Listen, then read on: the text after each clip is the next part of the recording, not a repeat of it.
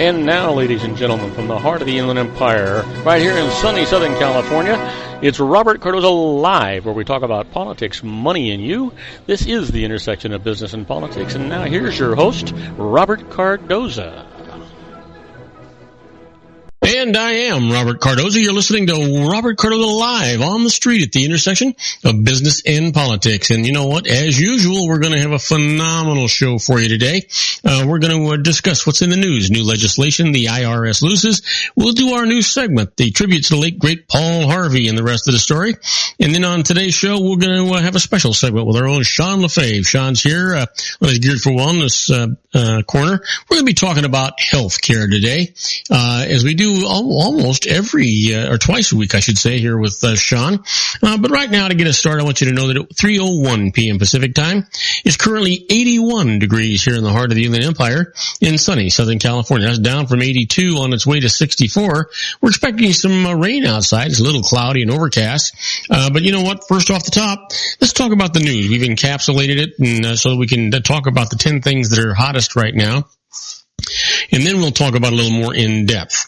These are the 10 things you need to know for Thursday, your daily look at late breaking news, upcoming events, and the stories that are going to be talked about all day today and probably all day tomorrow. And right at the top, here's a new poll. Clinton is on the cusp of commanding victory. She's closing strongly, according to an GFK poll, or survey, fueled by a solid Democratic turnout and early voting, massive operational advantages, and increasing enthusiasm among her supporters. But we are going to talk about some information that came out with regard to her foundation that may affect what's going on. We'll talk about that a little bit later. And earthquakes shake central Italy. Just one death is linked to the pair of strong tremblers, actually aftershocks from the August 24th quake that killed nearly 300 people. And how the Islamic State group aims to defend Mosul? Well, the militants go door to door in villages south of the city, ordering people at gunpoint on a miles-long trek into Mosul and using them as human shields. Well, born in an unusual way, the kids are all right.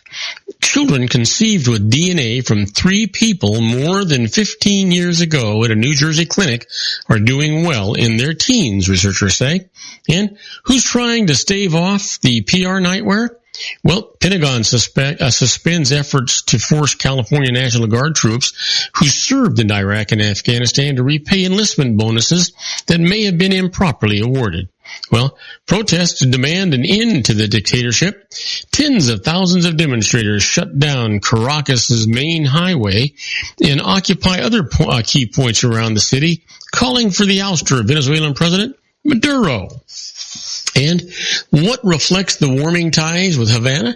Well, for the first time in a quarter century, the U.S. abstains from voting on a UN resolution condemning the American economic embargo against Cuba. And milestone for a celeb couple, Ciara is expecting her first child with Seattle quarterback Russell Wilson. The couple famously abstained from sex before their July wedding. And ex-Supreme Court judge among long-suffering Cub fans. In 1929, John Paul Stevens witnessed the very first World Series game at Wrigley Field, and he's been waiting ever since for a championship. Well, let's see what happens.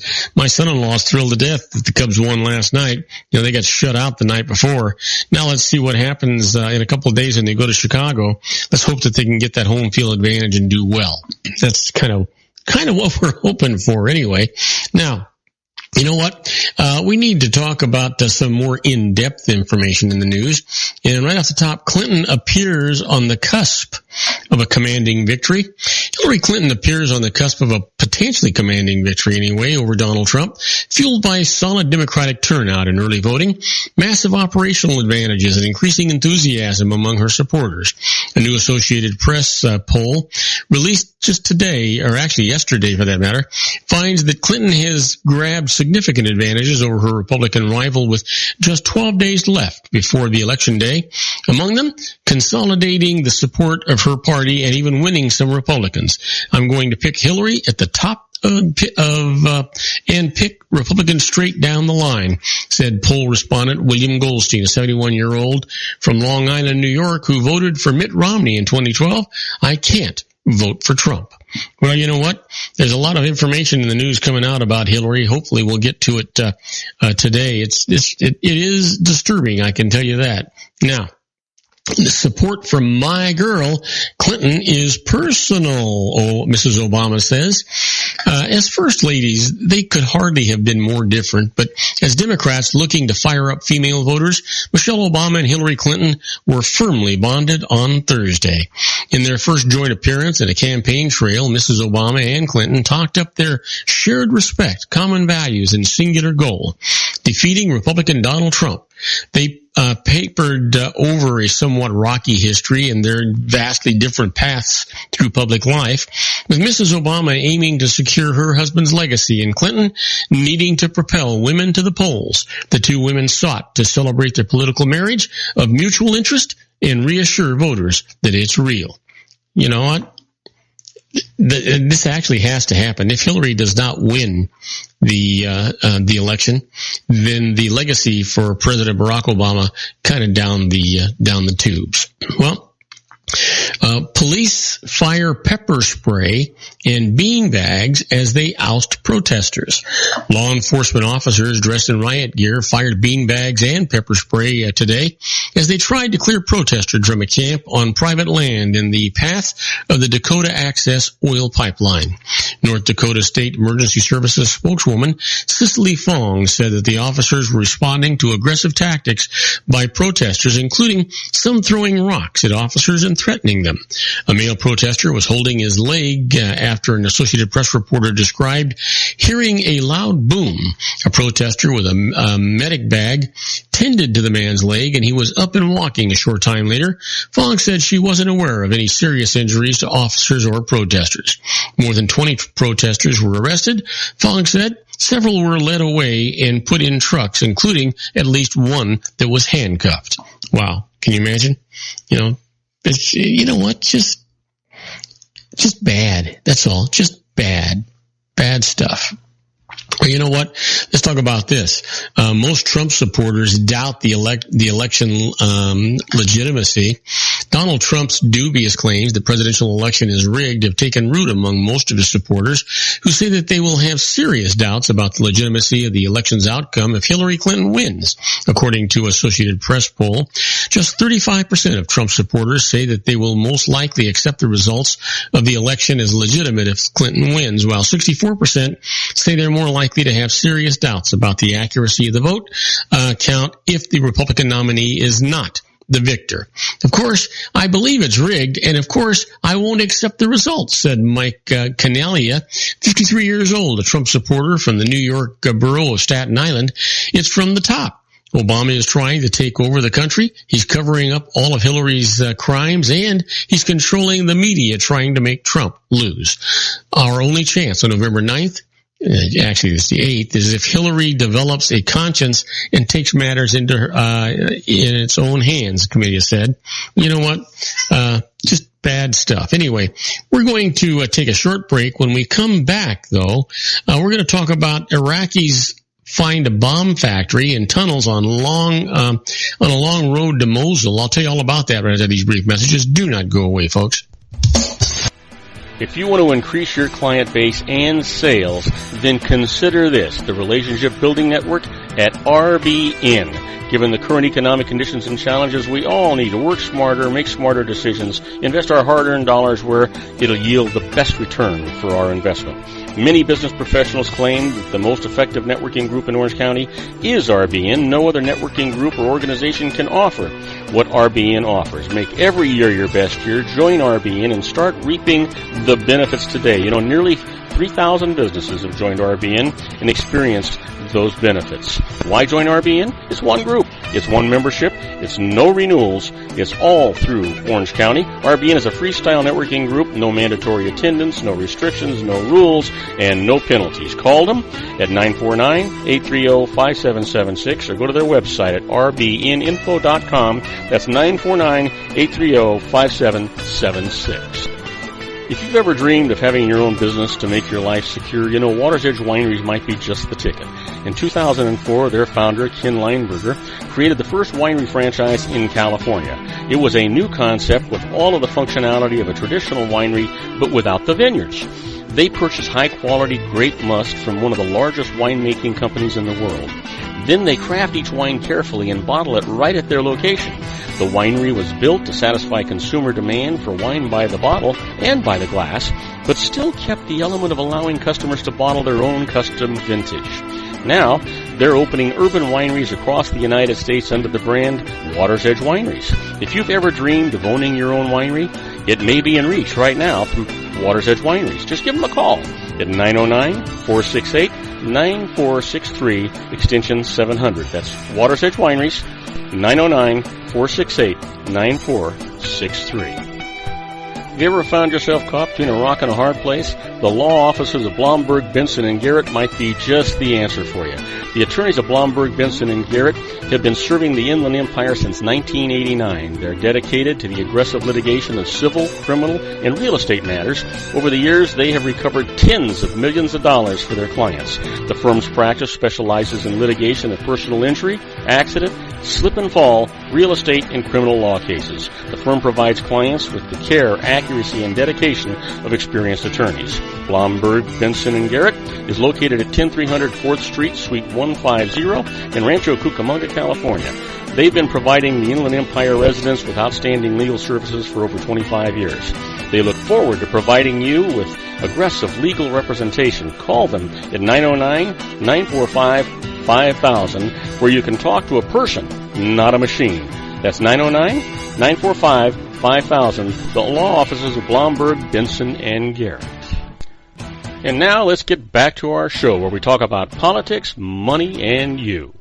And I am Robert Cardoza. You're listening to Robert Cardoza live on the street at the intersection of business and politics. And we're talking news. And you know what? Iraqis find a bomb factory, tunnels on a long road to Mosul. Iraqi forces explored a network of tunnels and uncovered a bomb-making factory today in a village near Mosul that was recently retaken from the Islamic State group, offering a glimpse of the challenge that they will face as they move closer to the city. 10 days into the offensive, the special forces are still at least 4 miles east of the city and have faced stiff resistance, with the Islamic State firing mortars and machine guns and sending armored suicide truck bombs trundling across the arid plains. Once inside the small, sparsely populated villages that ring Mosul, Iraqi forces must contend with explosive booby traps and hidden snipers. The fortifications are expected to grow even more lethally daunting once they enter Iraq's second largest city. The extremists captured Mosul in a matter of days in 2014 and have had more than 2 years to build up its defenses and brutally root out any internal opposition. The operation to retake the northern city is expected to take weeks, if not months. You know, I mean, go figure, right? Nothing is going to be all that easy, I guess. Just seems that way anyhow. You know what? The UN says that a school attack in Syria may be a potential war crime. UN Secretary General Ban Ki-moon called today for an immediate investigation of an attack on a school in Syria's Idlib province that the UN's Children Agency is calling one of the deadliest of its kind in the country's 6-year war. UNICEF raised its toll for Wednesday's attack to 28 dead, among them 22 children and 6 teachers. Ban said in a statement that the attack carried out against the rebel-held territory may amount to a war crime if found to be deliberate. If such horrific acts persist despite global outrage, it is largely because their authors, whether in corridors of power or in insurgent redoubts, do not fear justice. They must be proved wrong, he said. Well, you can say that again, you know. Well, let's see here. Oh, you know what? Health law consumers face the least choice in the program's history. Americans in the health insurance markets created by Barack Obama, his law will have less choice next year than any time since this program started. A new county level analysis for the Associated Press has found.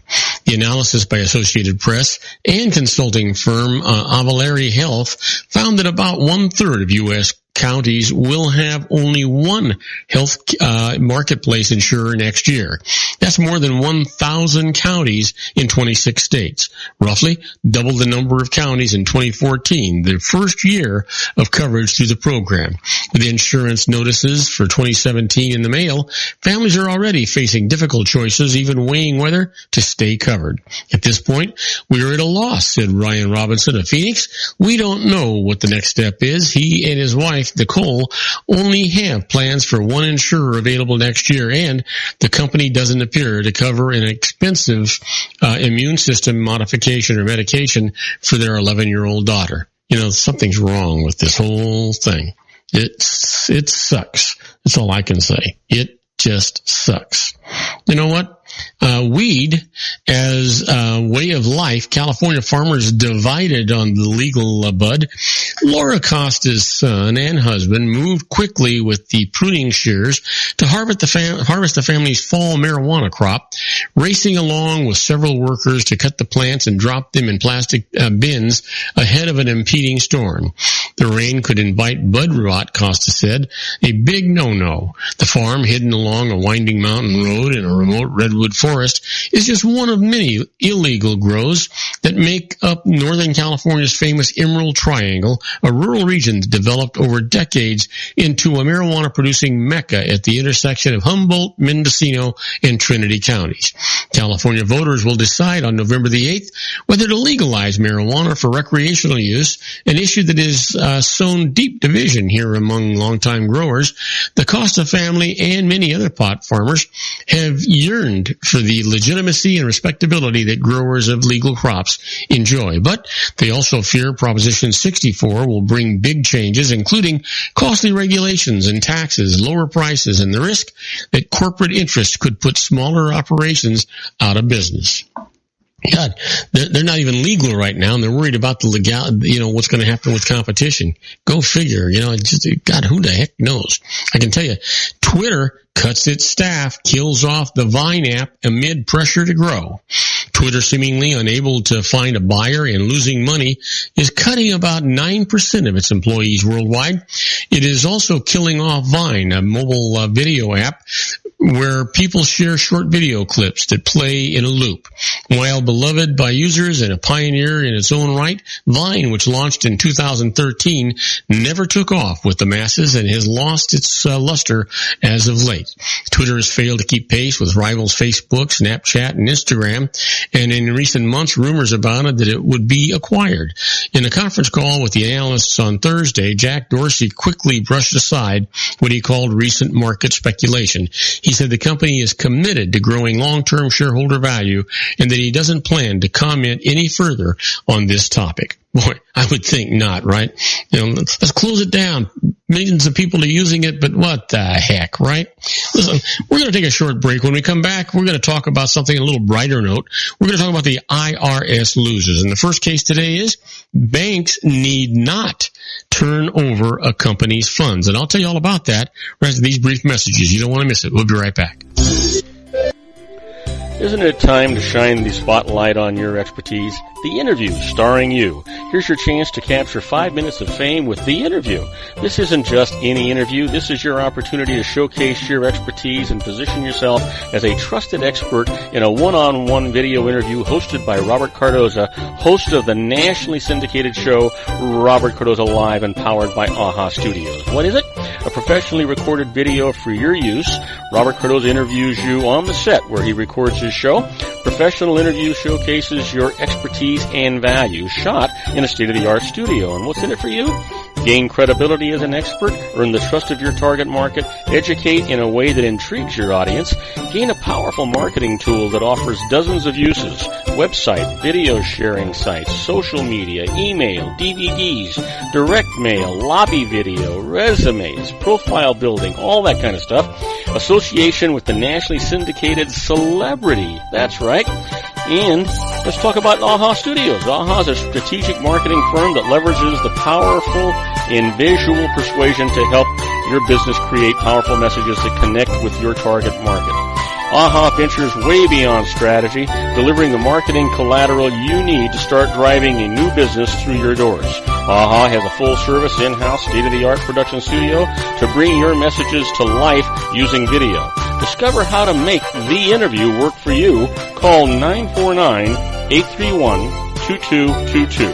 That's 949-831-2222. AHA Image Studios, Incorporated.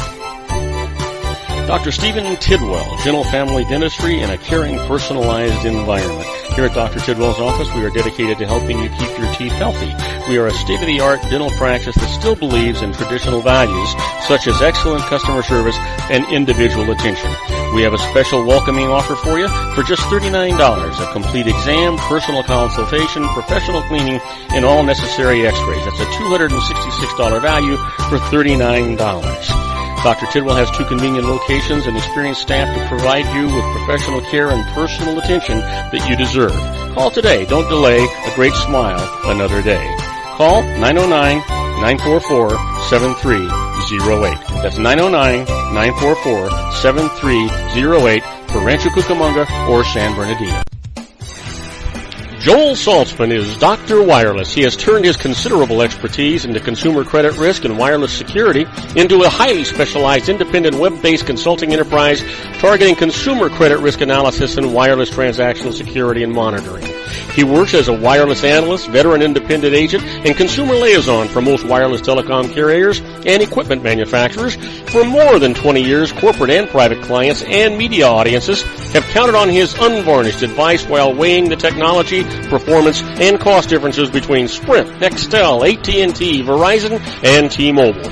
Joel specializes in setting up mobile wireless hotspots to be used for disaster preparedness, business continuity, and mobile wireless merchant processing solutions. Call Dr. Wireless at 310-400-4900 or go to his webpage at drwireless.com. Again, call 310-400-4900 or his webpage at drwireless.com. You'll be glad you did. And now, back to our show.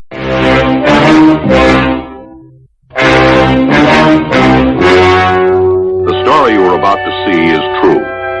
The names have been changed to protect the innocent.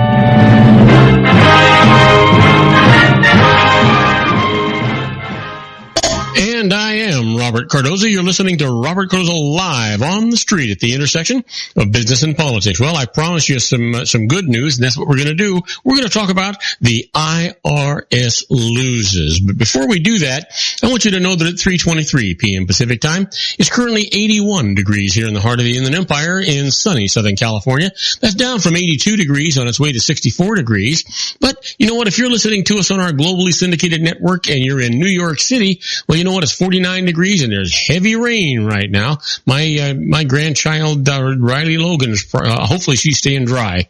She should be. It's 6:23 p.m. there. She should be in her dorm by now. And if you're in Chicago, Illinois, it's 50 degrees and it's mostly cloudy. You know what? Let's talk about something really pleasant, but it'll put a smile on your face. Let's talk about the IRS Loses. First case up. Banks need not turn over a company's funds. So let me tell you the story. The IRS said that a company marketed illegal tax shelters and sent it a large bill for taxes and penalties.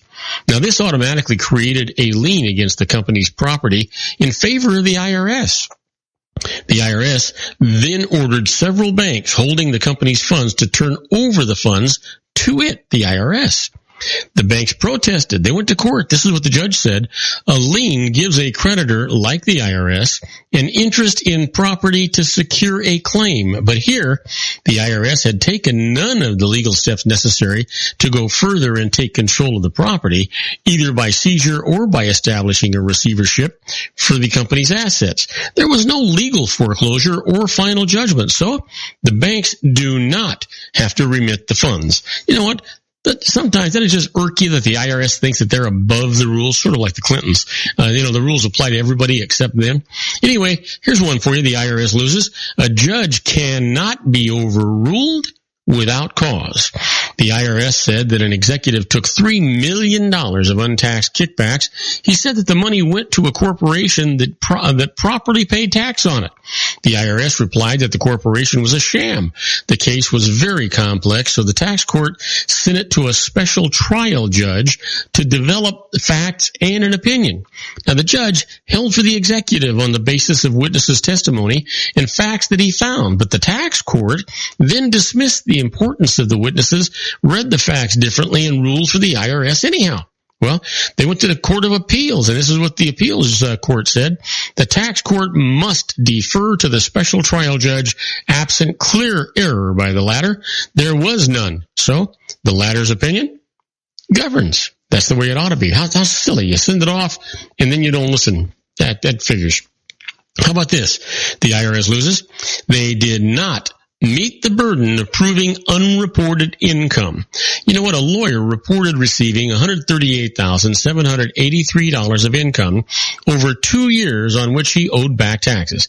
Now, the IRS examined his bank records, found $273,409 of deposits, said $237,541 of them were income, and increased his tax bill. He went to court. This is what the judge said. The IRS has the burden of proving unreported income, but here it did not show how it decided which deposits were and were not taxable, or how it had reduced taxable deposits by previously reported income, and ignored actual facts of which the IRS was aware that it offset the essential accuracy of each of those amounts of alleged total unreported income. So it had not met its burden, and the increase of income is dismissed, as you would expect it to be, right? Absolutely. Well, you know what? You've heard me say it many times. Wouldn't you like to be a fly on the wall when the IRS is doing stuff? That's where we're at right now with this segment we call Inside the IRS. It's very much like Gene Roddenberry's The Twilight Zone.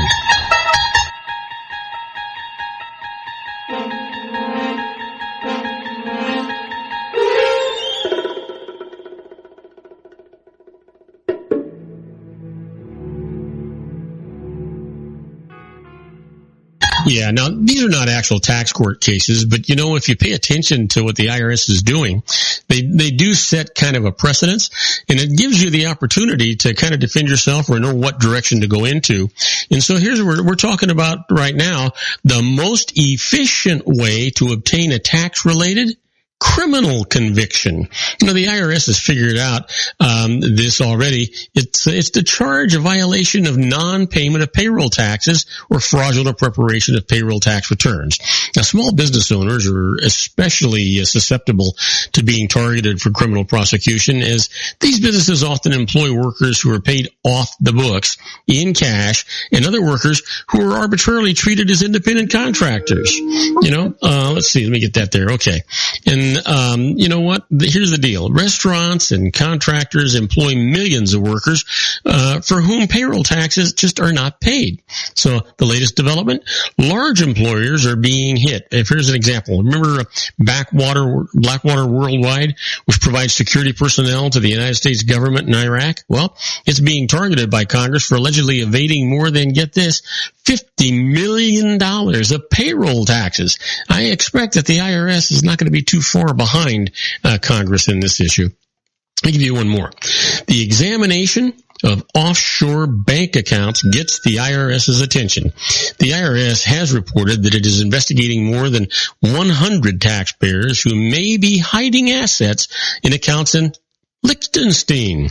Now, the Liechtenstein Global Trust Bank is the institution that apparently was complicit in money laundering activities of the targeted taxpayers. Now, how the scheme may have worked? Here's the deal. Instead of getting paid for services or for sale of property, the account holders arranged to be paid for services of these things and have the money deposited into the offshore account.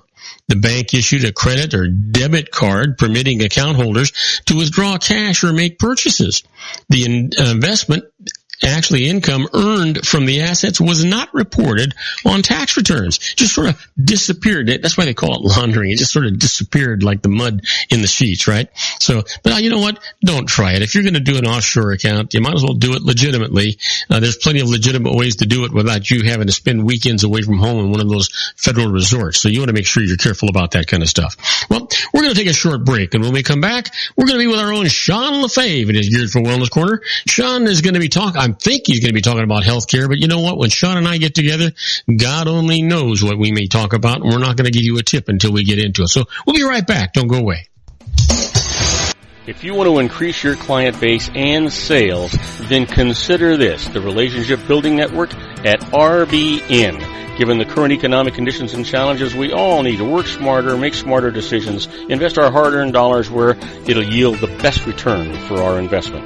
Many business professionals claim that the most effective networking group in Orange County is RBN. No other networking group or organization can offer what RBN offers. Make every year your best year. Join RBN and start reaping the benefits today. You know, nearly 3,000 businesses have joined RBN and experienced those benefits. Why join RBN? It's one group. It's one membership. It's no renewals. It's all through Orange County. RBN is a freestyle networking group. No mandatory attendance, no restrictions, no rules, and no penalties. Call them at 949-830-5776 or go to their website at rbninfo.com. That's 949-830-5776. If you've ever dreamed of having your own business to make your life secure, you know Water's Edge Wineries might be just the ticket. In 2004, their founder, Ken Lineberger, created the first winery franchise in California. It was a new concept with all of the functionality of a traditional winery, but without the vineyards. They purchased high-quality grape must from one of the largest winemaking companies in the world. Then they craft each wine carefully and bottle it right at their location. The winery was built to satisfy consumer demand for wine by the bottle and by the glass, but still kept the element of allowing customers to bottle their own custom vintage. Now, they're opening urban wineries across the United States under the brand Water's Edge Wineries. If you've ever dreamed of owning your own winery, it may be in reach right now through Water's Edge Wineries. Just give them a call at 909-468-9463, extension 700. That's Water's Edge Wineries, 909-468-9463. Have you ever found yourself caught between a rock and a hard place? The law offices of Blomberg, Benson, and Garrett might be just the answer for you. The attorneys of Blomberg, Benson, and Garrett have been serving the Inland Empire since 1989. They're dedicated to the aggressive litigation of civil, criminal, and real estate matters. Over the years, they have recovered tens of millions of dollars for their clients. The firm's practice specializes in litigation of personal injury, accident, slip and fall, real estate, and criminal law cases. The firm provides clients with the care, accuracy, and dedication of experienced attorneys. Blomberg, Benson, and Garrett is located at 10300 4th Street, Suite 150 in Rancho Cucamonga, California. They've been providing the Inland Empire residents with outstanding legal services for over 25 years. They look forward to providing you with aggressive legal representation. Call them at 909-945-5000, where you can talk to a person, not a machine. That's 909-945-5000, the law offices of Blomberg, Benson, and Garrett. And now let's get back to our show where we talk about politics, money, and you. And now, ladies and gentlemen, coming to you from his personal meditation lounge in Orange County, California, a professional dedicated to conquering many chronic conditions from autism to weight loss and everything in between. The nationally recognized wellness coach, consultant, and lecturer, Sean LaFave, in his Geared for Wellness Corner.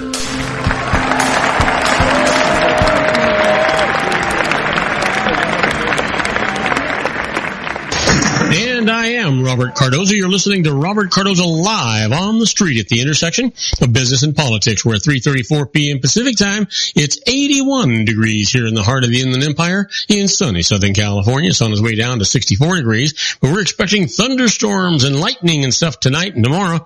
We'll see what the heck goes on with that. But you know what? If you've been watching the World Series, you know that the second game was last night, and the Cubs won that game 5-1. But if you're at the airport in Cleveland getting ready to go to Chicago, I want you to know that it's 50 degrees and it's overcast. But you know what? If you're looking forward to getting to Chicago, just listen. It's the same temperature, 50 degrees, and it's mostly cloudy. So it's going to be the same weather, guys, except that the Cubs are going to win the next 2 games too. I have it on good authority. That's what's going to happen. Who are you rooting for, Sean? I'm still rooting for the Cleveland airport. I'm not.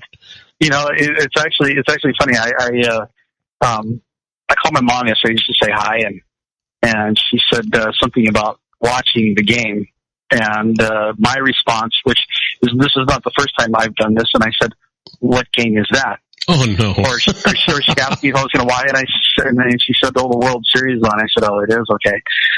So that probably gives you a clue who I'm rooting for. I've heard people talking is the Cubs. Is that who's in it? And the Indians? Yes, the Cubs and the Cleveland Indians. Okay, the reason I remember the Indians is because someone, I don't know if this was true, but there was an article out that said that Martin Sheen wanted to throw the opening pitch dressed up as that. Remember that movie that he was in? I don't remember what it was, but it was the Cleveland Indians, and he was the pitcher in the movie, and it was kind of a funny movie, you know. But you know what? I do remember Martin Sheen was in it, but so was his son, and his son wasn't his son the one that was the pitcher, and he was dressed up like an Indian brave? I'm sorry, not you know what?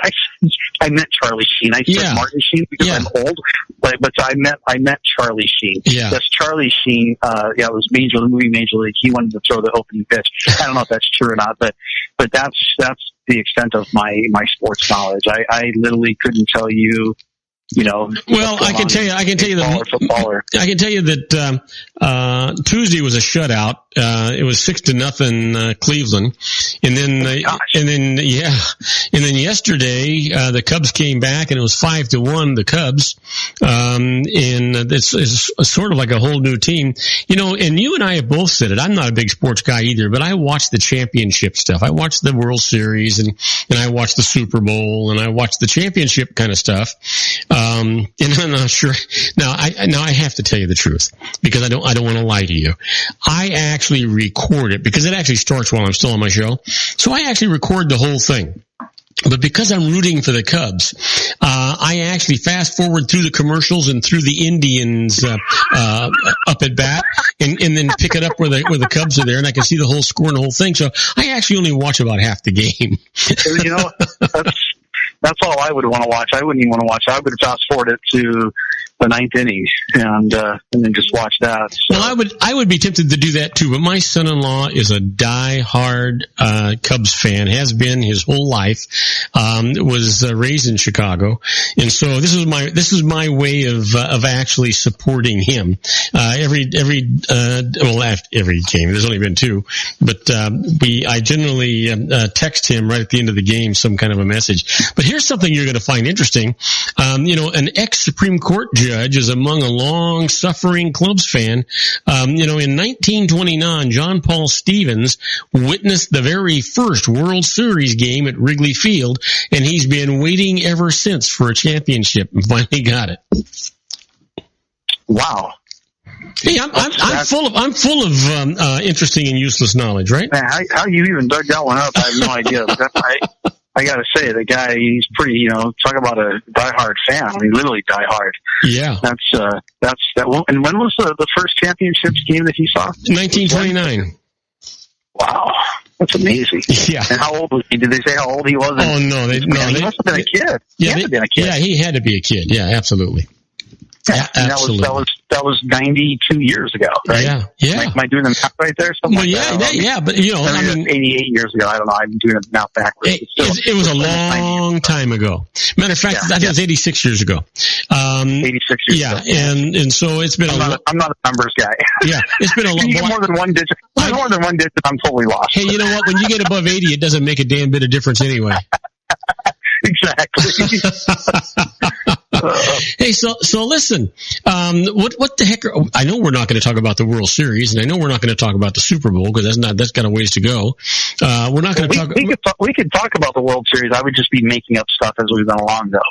So it would probably actually be pretty interesting. This could be just like the presidential campaign. Both sides are making stuff up along as they go along. It would be that. Yeah, it'd be just like talking about the presidential debate. Exactly. Yeah.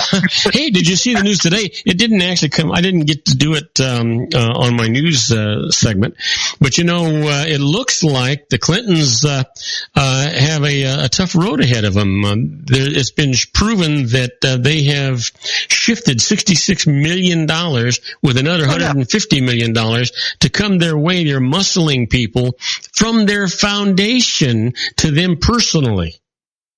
Yeah.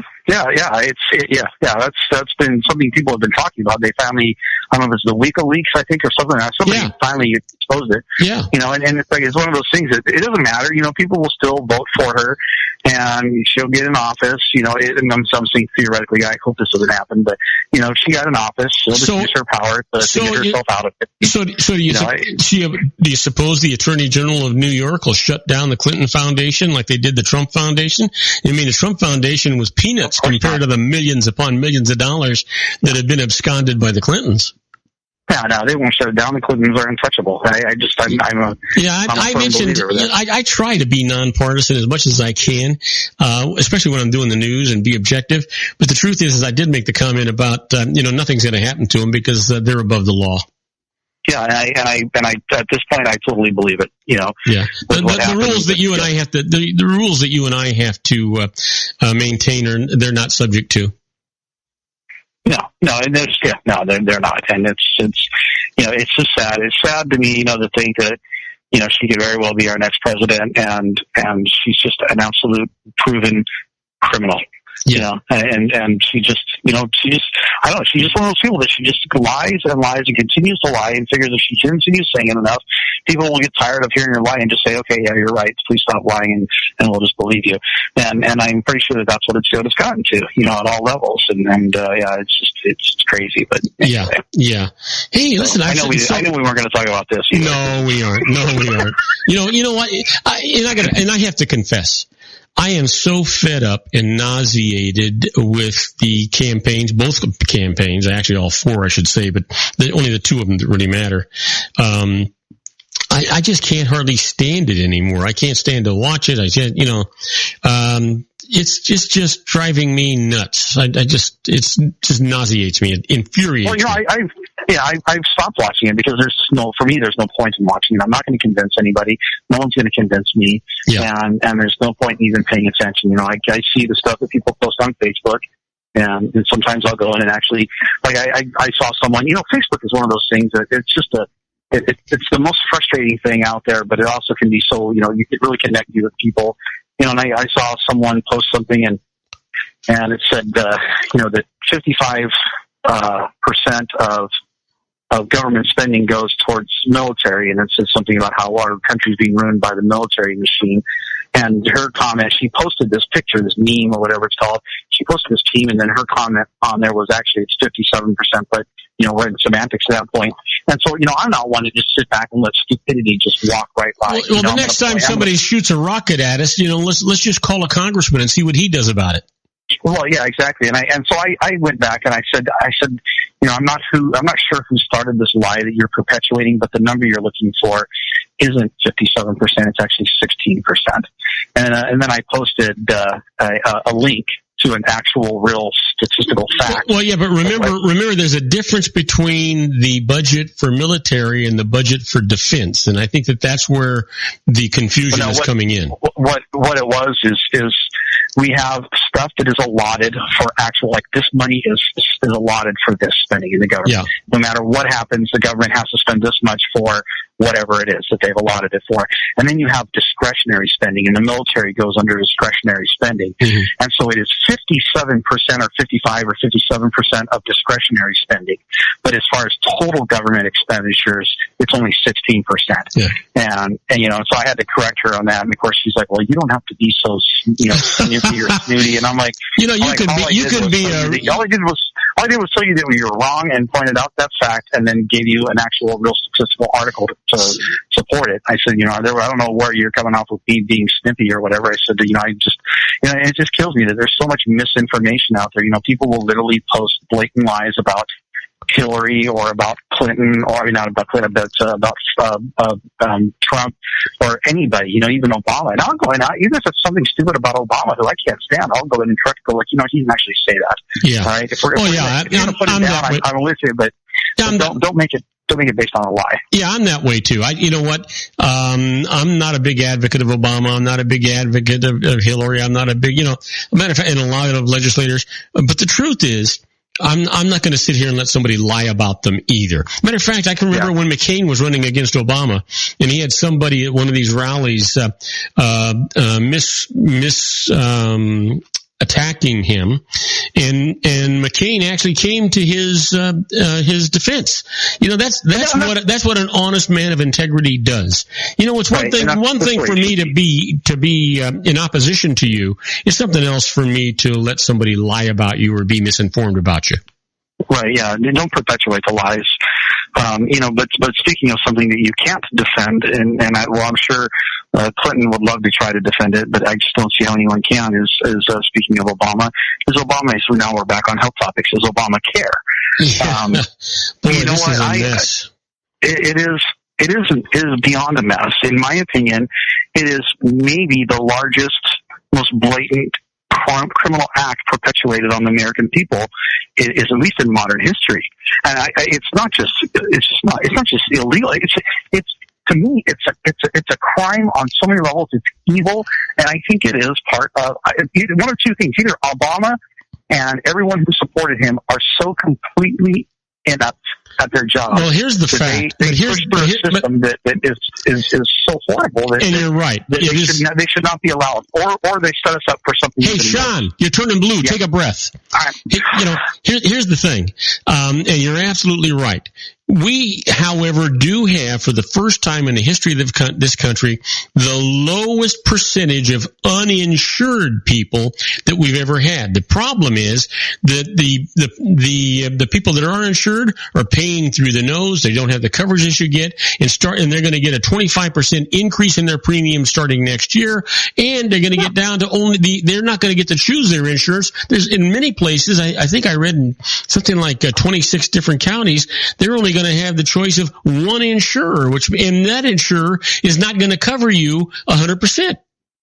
No, and your premiums are going to be through the roof. Yeah, it is, and if you can't afford it, we're going to fine you for it. We're going to give you a tax. Yeah. It is the first time that I can think of in the history of this country, maybe not the world, but at least of this country, where the government has found a way to tax you for not purchasing something. And I will say this though, Sean, and that is that for these people that are getting nailed, I mean, young people that are healthy and they don't have any choices, and they're having to pay $5,000 and $6,000 a year for their premiums, it's an easy decision if they're healthy to say, hell with you, I'm just going to pay the $500 penalty and be done with it. And I'm not going to pay. I'm going to save $5,500.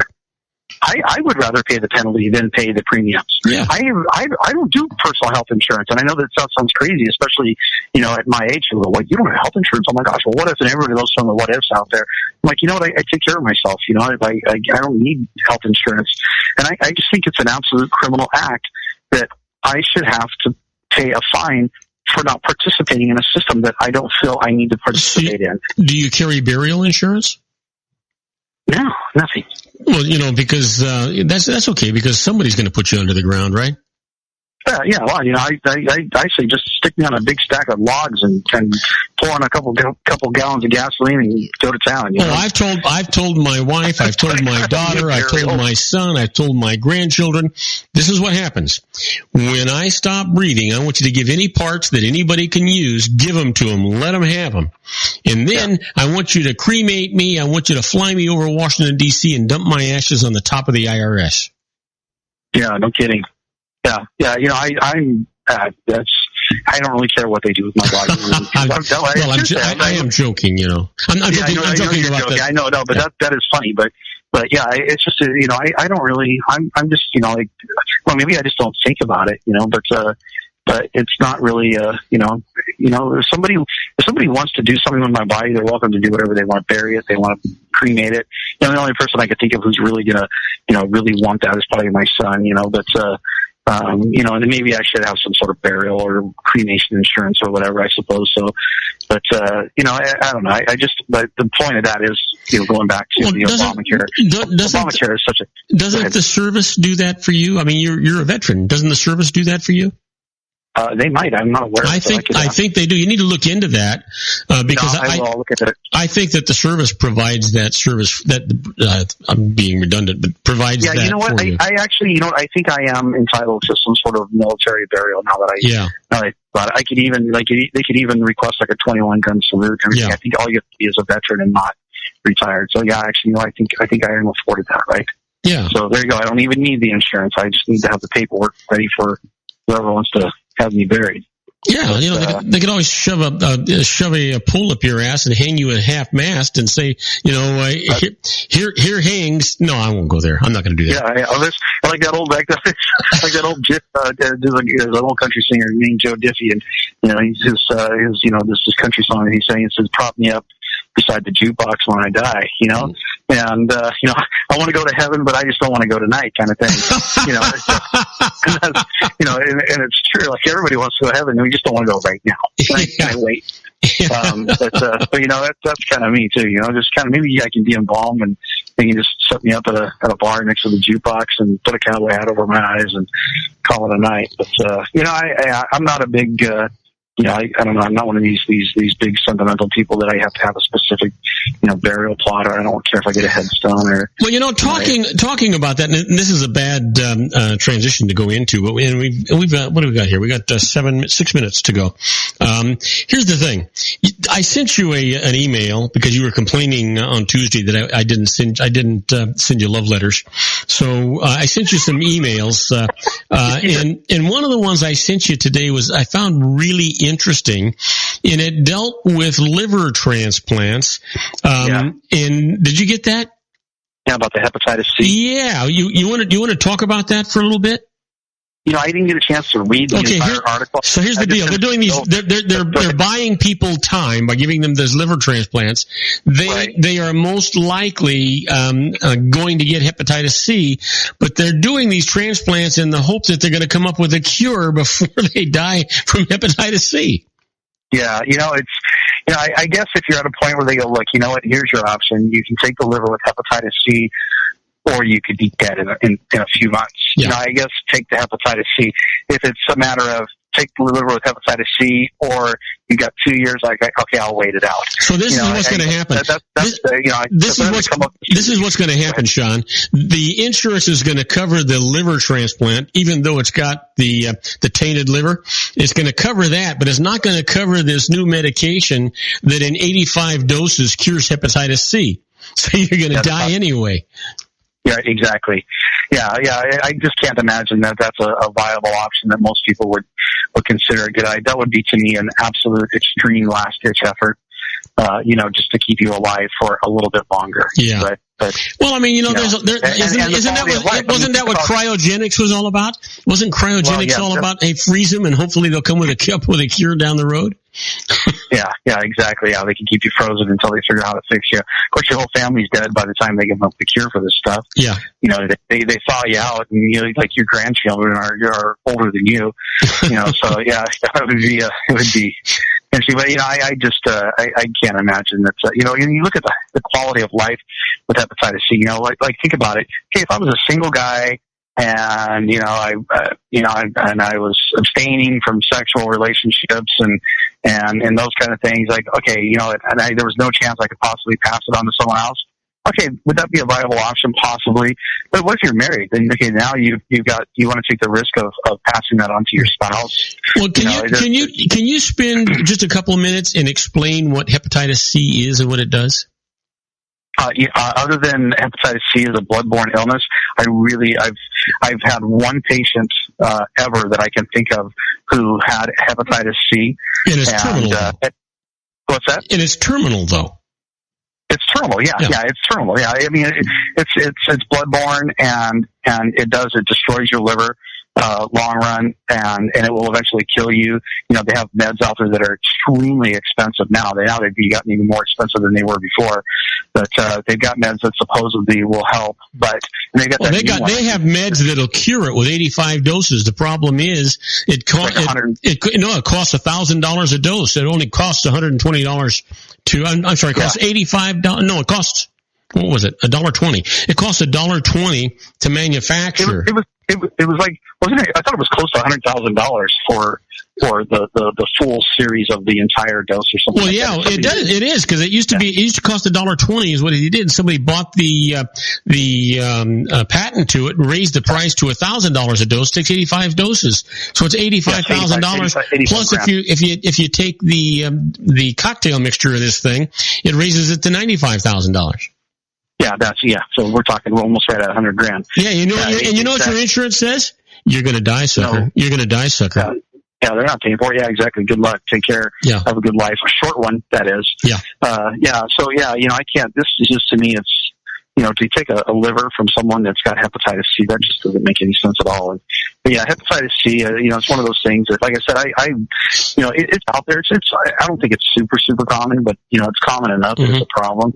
But, it is very contagious. You've obviously got to have, liquid to fluid, body fluid contact, sexual relations. I don't even know if kissing you can get it. Yeah, but you know what, Sean? It can't be too uncommon, because the drug companies actually developed a cure for it. They don't bother with stuff that they don't have a market for. Yeah, no, that's a good point. I don't know what the death rate is from hepatitis C. It's pretty far down the list. I'm sure it's probably not even in the top 10. Yeah. Maybe I'm wrong. I'd have to look at it. But like I said, it's just something that, maybe I don't deal with anybody, because there's really nothing that's, other than support the immune system, support liver function and kidney function, and, maybe help the person live a little bit longer. Well, a person with hepatitis C, there's not a lot that you can do for them in the natural healthcare world. It's just, you're so limited. Yeah, well, you know what? We're getting ready to go on a break, but I also sent you another thing that I thought was really enlightening, and that is that they have these prosthetics now that let people feel touch and pressure. And so let's talk about that when we come back from this break, if you feel up to it. Sounds great. All right, we'll be right back with our own Sean LaFave in the Geared for Wellness Corner. We're going to be talking about a new development in prosthetics that are unbelievable. We'll be right back. Don't go away. If you want to increase your client base and sales, then consider this, the Relationship Building Network at RBN. Given the current economic conditions and challenges, we all need to work smarter, make smarter decisions, invest our hard-earned dollars where it'll yield the best return for our investment. Many business professionals claim that the most effective networking group in Orange County is RBN. No other networking group or organization can offer what RBN offers. Make every year your best year. Join RBN and start reaping the benefits today. Nearly 3,000 businesses have joined RBN and experienced those benefits. Why join RBN? It's one group. It's one membership. It's no renewals. It's all through Orange County. RBN is a freestyle networking group. No mandatory attendance, no restrictions, no rules, and no penalties. Call them at 949-830-5776 or go to their website at rbninfo.com. That's 949-830-5776. If you've ever dreamed of having your own business to make your life secure, Water's Edge Wineries might be just the ticket. In 2004, their founder, Ken Lineberger, created the first winery franchise in California. It was a new concept with all of the functionality of a traditional winery, but without the vineyards. They purchased high-quality grape must from one of the largest winemaking companies in the world. Then they craft each wine carefully and bottle it right at their location. The winery was built to satisfy consumer demand for wine by the bottle and by the glass, but still kept the element of allowing customers to bottle their own custom vintage. Now, they're opening urban wineries across the United States under the brand Water's Edge Wineries. If you've ever dreamed of owning your own winery, it may be in reach right now through Water's Edge Wineries. Just give them a call at 909-468-9463, extension 700. That's Water's Edge Wineries, 909-468-9463. Have you ever found yourself caught between a rock and a hard place? The law offices of Blomberg, Benson, and Garrett might be just the answer for you. The attorneys of Blomberg, Benson, and Garrett have been serving the Inland Empire since 1989. They're dedicated to the aggressive litigation of civil, criminal, and real estate matters. Over the years, they have recovered tens of millions of dollars for their clients. The firm's practice specializes in litigation of personal injury, accident, slip and fall, real estate, and criminal law cases. The firm provides clients with the care, accuracy, and dedication of experienced attorneys. Blomberg, Benson, and Garrett is located at 10300 4th Street, Suite 150 in Rancho Cucamonga, California. They've been providing the Inland Empire residents with outstanding legal services for over 25 years. They look forward to providing you with aggressive legal representation. Call them at 909-945-5000, where you can talk to a person, not a machine. That's 909-945-5000, the law offices of Blomberg, Benson, and Garrett. And now let's get back to our show where we talk about politics, money, and you.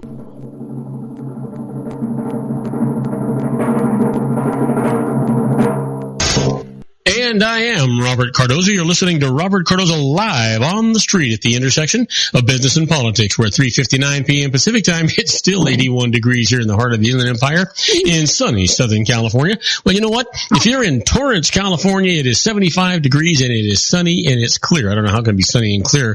It doesn't look like it out where I'm at. But you know what? If you are lucky enough to be in God's land in downtown Wichita, Kansas, it's 77 degrees and it is also sunny and clear. That's kind of hard to believe too, but our own Sean LaFave is going to be heading out there that next week. So I just thought I'd give him a little hint about what the weather is going to be like. Well, actually, it won't be next week. It'll be in a couple weeks, but next month for sure. Well, next week I'm going out to somewhere a lot prettier. Oh, you're going to meet? You're going to meet with not Sarika, but who did you tell me you're going to meet with? Well, actually, Sarika might be there. I'm not sure she's going to be there. I'm actually going to a seminar out in Vegas. Oh, yeah, hey, listen, do me a favor. I just came back from Vegas. Could you visit some money that I have on deposit there? It's just getting really lonely. Yeah, sure. I'll go ask for it back. I'll say, hey, Robert misses you. Go home. Come on, buddy. Come on, money. You're drunk. Go home. So, speaking of that, I'm really looking forward to next Thursday's show. You're going to be here in the studio. We're going to be doing it live together. It'll be the first time you and I have ever broadcast live together. Well, from the same studio room at the same time. Real radio microphones and everything. I'm excited. Yeah, I won't have to tell you to take a breath and you're turning blue. You'll be able to see when it's time for a commercial or that I want to say something to you. Exactly. Yeah, it's going to be a lot of fun. It'll be a good show. I'm looking forward to it. Yeah. So hey, listen, let's talk a little bit about this new development. Prosthetics. Yeah. I mean, man, is that exciting or what? It's very cool. It's something you assume that over time we're just going to have to. Well, we have to. There's no reason why you ever have to. People used to wear hooks on their arms, but you would think that technology would want to get to the point where we make it as real as possible. And it's kind of neat to think that someone can reach out with a prosthetic hand and pick up a marshmallow as easily as they can, and not squash it. And not squash it, yeah, exactly. Or for sure you're going to grasp a glass of water and not break the glass. Yeah. I don't know how strong those prosthetics are, but I assume they could do that. Yeah, I think that's a neat little. I don't know. You look at stuff like this, you watch it grow and develop, and think about what prosthetics were like. I mean, even just a few decades ago, people had wooden legs, and now they've got all these carbon fiber things, and they've got stuff that you can see people walking down the street and you can't even tell they have a prosthetic unless they're wearing a pair of shorts or something. Well, that's true. And how long will it be? Excuse me. How long will it be before they actually create prosthetics that you can't even tell that that's what they are? Yeah, it's a matter of time. Where the skin, the synthetic skin looks like real skin, and everything. Yeah, no, I think it's fascinating. But how cool for the person who needs the prosthetic to be able to have that sensation. Obviously it's probably something that I'm assuming it's going to go off of like some sort of pressure point on the part of the arm where the prosthetic hand is attached. Yeah, it's got to be something like that. But can you imagine if you got a little baby, you're afraid to pick that baby up because you don't really have the control of that pressure. Now all of a sudden you're going to get to hold your own baby and not worry about hurting it. Yeah, absolutely. And I think that's exciting. Speaking of, it sends chills up in my spine. I think it's wonderful. Speaking of, I think it is too. I think it's stuff like that. And I mean, you tend to like, things like transplants and prosthetics and all those things. So I always expect articles like that from you. And so when I get them, they're I know that we're gonna have fun talking about them. But speaking of babies, an article that you sent me not today but earlier. I don't know if it was yesterday or the day before, but about this, and this is something that I have been saying for a long time, and a lot of people have been saying for a long time, is that studies are now suggesting that babies should sleep in the room with their parents. Oh yeah. Yeah, and it's something that, in fact, even when it comes to things like SIDS, children who sleep with their parents are far less likely to have SIDS. They used to tell people, don't sleep with your baby because you might roll over and suffocate the baby, or whatever. They came up with all kinds of weird, stupid reasons not to sleep. But the Japanese culture, where it's very, very common, or at least it was, a few years ago, for the parents to sleep in the same room or even in the same bed with the child, the rates of SIDS were far, far less than they are here in the United States. Yeah. And there's a lot of people who have attributed that to the fact that the child is right there with the parents, Yeah, I mean, I mean, it just sort of makes sense, doesn't it? I mean, think about it. What is there in this world that can bring you more peace or more comfort than human contact, Well, unlike animals, when humans have babies, they are totally dependent on their mom and their dad. They can't function. They can't do anything. They're totally helpless. And so, can you imagine putting them in another room down the hall? It really doesn't make any sense, does it? No, it doesn't. And there's a lot of things that we were told to do. Remember, they used to tell the dads, you just go wait in the waiting room, and when the baby's here, we'll come and get you. Yeah, and both of my kids were that way. I remember when my daughter was born, or my son too, for that matter. I was in the waiting room, and they didn't let fathers in the delivery room at that time. But I could hear what was going on in the room. It was right behind me, in the excitement and everything else. But what a horrible thing to miss out on. And I'll tell you, it is. And I think that we did, I don't know what perpetuated that. I don't know what started that horrible way of delivering babies. But, I think it robbed an entire generation or two generations, or however long it lasted, of men from seeing, to me, I was there. In fact, I was there. I actually caught my son when he came out. He was born at home on our bed. Mm-hmm. And I can tell you to this day, it's the single coolest thing I've ever experienced. Nothing I've ever experienced, I don't think in this life will ever beat that. And it was just amazing, to watch this little person come out. It was. And it's got to create a bond between human beings like nothing else I can even imagine.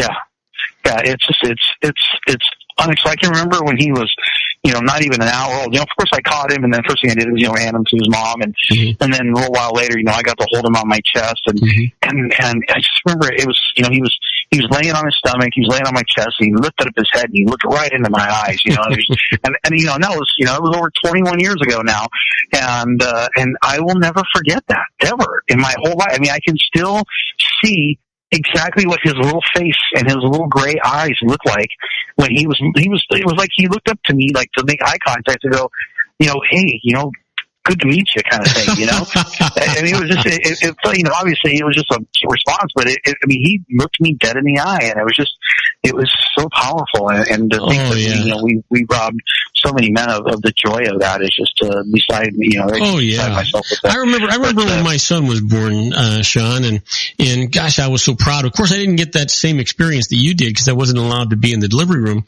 But I remember when I finally, the first time I really got to see him, he was actually in the nursery. I couldn't even walk into my wife's house room and see him.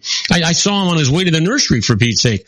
And I remember going to the nursery and seeing him, and then I couldn't wait. And I went out and I bought a couple of boxes of cigars and went to all my friends, and I dragged all of them down to the hospital to see my son. I said, boy, he is big and he is strong and he's all this stuff. And when I take him in there to see him, and the nurse would bring him to the window, holding him in the palm of her hand, I thought, yeah, he was big when I saw him the last time. he was getting muscles and everything. Yeah. No,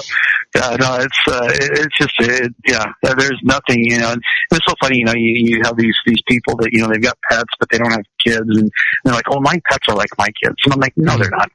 You may think they are, because you don't know what it's like. You have nothing to compare it to, but there is nothing that will ever replace the joy that you get from having your own children. It really is an amazing thing, and to watch it happen in person. To watch a baby being born. Oh my gosh! Someone posted a video of a water birth, which obviously if I could go back and do it over, I would have it done this way. Mm-hmm. But, where the mom is like kind of in a jacuzzi, like looking, soft tub kind of thing, Mm-hmm. like about her, chest. And I was watching this woman give birth, and it was like all of a sudden, she winced, and kind of tightened up because the labor pains hit, and here comes the baby. She catches the baby herself and pulls the baby up to her chest, and you're looking at it going, it looked totally effortless. I mean, yeah, she pushed, but it wasn't like, she wasn't thrashing around, she wasn't, yelling at anybody. But the water birth is more for the baby than it is for the mother, isn't it? It's for both, actually. It kind of for the baby, they go from a water environment into a water environment, mm-hmm. and then you pull them out of that water environment up to your chest, mm-hmm. and so it's supposedly less of a shock for the baby because the trauma of going through the birth canal. Mm-hmm. They come out of that and they're like, okay, I'm still suspended in water. This is a cool thing, and then they're gently pulled out of water instead of through the canal. Well, I picture it as being a little bit like a car wash. Yeah, that's exactly what it is. There's the little thing that shoots out the bubbles. You get the little cloth brushes that are kind of cascading back and forth. Well, what I think we've gone far enough. That's far enough. That's good enough. This is getting to be too visual here. Let's get back to the miracle of child's birth. But for the mom, being in the water, actually, it takes away a lot of the stress on her body of being in a normal 1G environment. It actually puts her in more of a weightless environment, so the stress on her body is far less than it would be, if she was. It's easier for her to sit upright. And of course, you want a baby to be born. The woman needs to be as upright as possible, and so it puts her in an environment where she doesn't feel like gravity is her enemy. She's actually comfortable, and she's warm, and she's feeling supported from all sides around her. It's supposed to be, from what I understand, very soothing. Well, you're talking about kids. I sent you another article today too, in that dealt with children in migraines, and this study showed that children who have migraines do better with sugar pills than they do those really potent pain pills. Did you see that article? Yeah, I did, and I would love to find out if the reason why is because kids nowadays, a lot of their migraines are because of sugar addiction. Sugar is an incredibly, it doesn't say a placebo, it says specifically sugar pills. Yeah, it does. It did say sugar pills. I just assumed that a sugar pill and a placebo were the same thing. They're not? Well, I'm assuming most people would probably think they are, but normally when they want to talk about just straight up a placebo, meaning no effect, they're usually a starchy kind of thing. It's not just like a sugar, but I wonder if maybe the sugar is, kind of what's kind of feeding the need.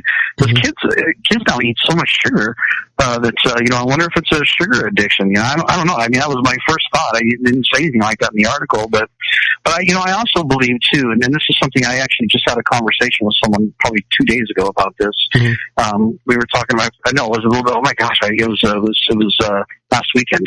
I met this couple. I was actually out at the American Legion and talking about liver transplants. This is actually a kidney issue though, but their 13-year-old grandson was 2 years ago was diagnosed with kidney failure. Oh, gee. That's at 11. Can you believe that? And of course, they put him on kidney dialysis, and he was just miserable and on and on.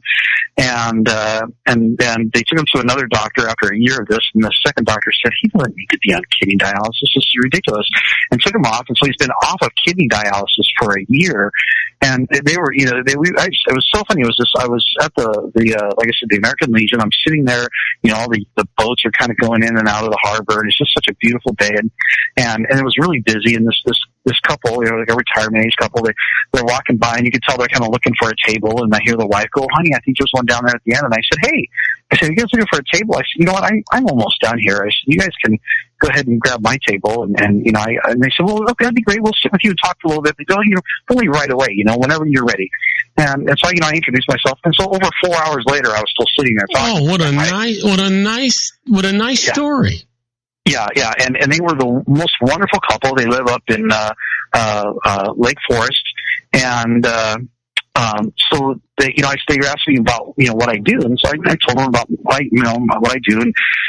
And that's when they started telling me about their grandson. And they said, "Well, can that be fixed?" I said, "Yeah, absolutely. I as long as the kidney's functioning, it can be fixed." And here's where I'm coming back full circle to what we were talking about with the children and I said, here's the cool part. I said, kids, it's like that whole saying, you have to have faith like a child.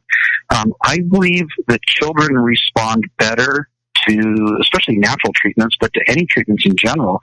But I believe they respond better. We get better results from them, not because they're younger and their body's more resilient or it's better at repairing.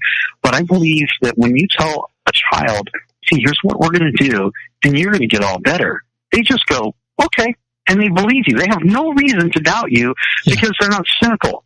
And they just have faith. If you say, "Here's a pill, and it's going to make your migraine go away," they go, "Oh, right, that's cool because my head hurts so bad." Well, Sean, taking that a step farther, isn't that the same thing as giving people a positive mental attitude about catastrophic diseases? Oh, absolutely. Yeah, absolutely it is.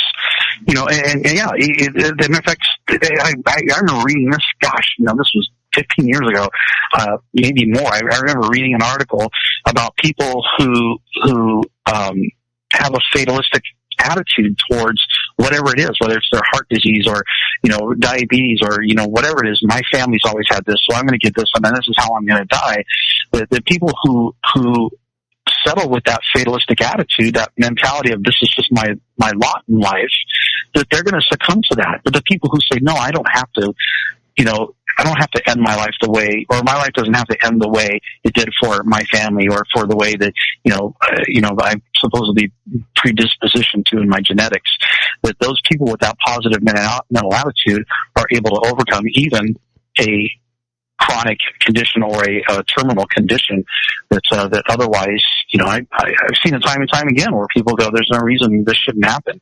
I can tell you, my sister was married to just a wonderful, dynamic man. He died at a very early age of a brain tumor, and doctors' prognoses were pretty dim. She started doing research, and I mean, my sister is just really a smart gal, especially when she's motivated. And she started doing in-depth research, and so much research that she, like you, believed that diet had an awful lot to do with all of this stuff. And she got a hold of his diet and changed his diet and did these things and bought him a much longer time than what the physicians had ever said, with a reasonable quality of life that went along there. And she learned so much from this research that experts around the country, I think around the world for that matter, would actually call her to discuss her research in these areas. And she's she was not in the medical field at all. She was just interested because it was her husband that was afflicted. Yeah. And that's, and you think about someone like even, you remember Erin Brockovich. Oh, sure. I mean, look what she did. She wasn't an environmental specialist. She wasn't a toxic specialist or whatever case might be. She just found chromium in the water, and she said, "Hey, this is a problem, and it's killing people. It's making people sick, and we need to fix it." And it was, she knew, that this is affecting my life and the people around me, and it's got to be fixed. And boy, what a change she made. And she was just the average layperson, uneducated, and she did it through research. Yeah. Hey, listen, Sean, we have got to take a break. What are we going to talk about when we come back? We're going to stay on this positive mental attitude? Oh, yeah. We got, there's a couple more articles. I'm trying to think of another one that you sent me that was really good. We'll pick an article when we get back. We'll surprise everybody. Okay, we'll be right back with our own Sean LaFave in the Geared for Wellness Corner. Don't go away, folks. We got a great show coming up for you. Isn't it time to shine the spotlight on your expertise? The Interview, starring you. Here's your chance to capture 5 minutes of fame with the interview. This isn't just any interview. This is your opportunity to showcase your expertise and position yourself as a trusted expert in a one-on-one video interview hosted by Robert Cardoza, host of the nationally syndicated show Robert Cardoza Live and powered by AHA Studios. What is it? A professionally recorded video for your use. Robert Cardoza interviews you on the set where he records his show. Professional interview showcases your expertise and value, shot in a state-of-the-art studio. And what's in it for you? Gain credibility as an expert, earn the trust of your target market, educate in a way that intrigues your audience, gain a powerful marketing tool that offers dozens of uses, website, video sharing sites, social media, email, DVDs, direct mail, lobby video, resumes, profile building, all that kind of stuff. Association with the nationally syndicated celebrity. That's right. And let's talk about AHA Studios. AHA is a strategic marketing firm that leverages the powerful and visual persuasion to help your business create powerful messages that connect with your target market. AHA ventures way beyond strategy, delivering the marketing collateral you need to start driving a new business through your doors. AHA has a full-service, in-house, state-of-the-art production studio to bring your messages to life using video. Discover how to make the interview work for you. Call 949-831-2222. That's 949-831-2222. AHA Image Studios, Incorporated. Dr. Stephen Tidwell, Dental Family Dentistry in a caring, personalized environment. Here at Dr. Tidwell's office, we are dedicated to helping you keep your teeth healthy. We are a state-of-the-art dental practice that still believes in traditional values, such as excellent customer service and individual attention. We have a special welcoming offer for you for just $39, a complete exam, personal consultation, professional cleaning, and all necessary x-rays. That's a $266 value for $39. Dr. Tidwell has 2 convenient locations and experienced staff to provide you with professional care and personal attention that you deserve. Call today. Don't delay. A great smile another day.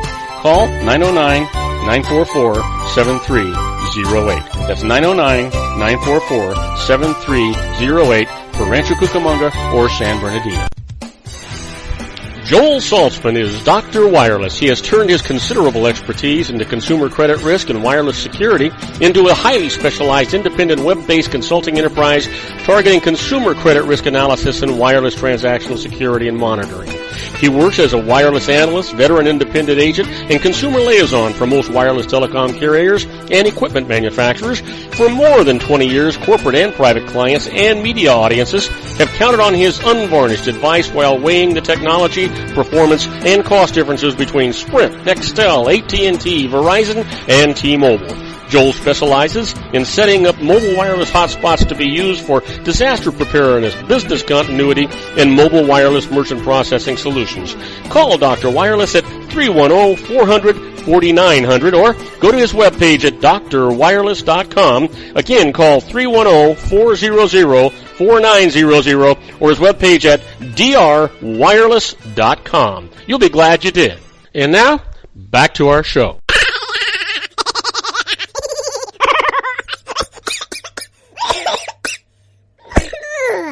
Oi, oi, oi, oi, oi. And I am Robert Cardoza. You're listening to Robert Cardoza Live on the street at the intersection of business and politics. We're at 4:22 p.m. Pacific time. It's currently 81 degrees here in the heart of the Inland Empire in sunny Southern California. If you're listening to us on our globally syndicated network and you're in Paris, France, well, it's 45 degrees and there's got a shallow fog going on. If you're in Rome, Italy, it's 54 degrees and it's cleared. If you're in either place, you're one lucky son of a gun. But I'll tell you what, talking about lucky son of a guns, we're talking to our own Sean LaFave in his Geared for Wellness Corner. Hey, Sean, let's talk about a positive mental attitude. Oh, okay. Absolutely.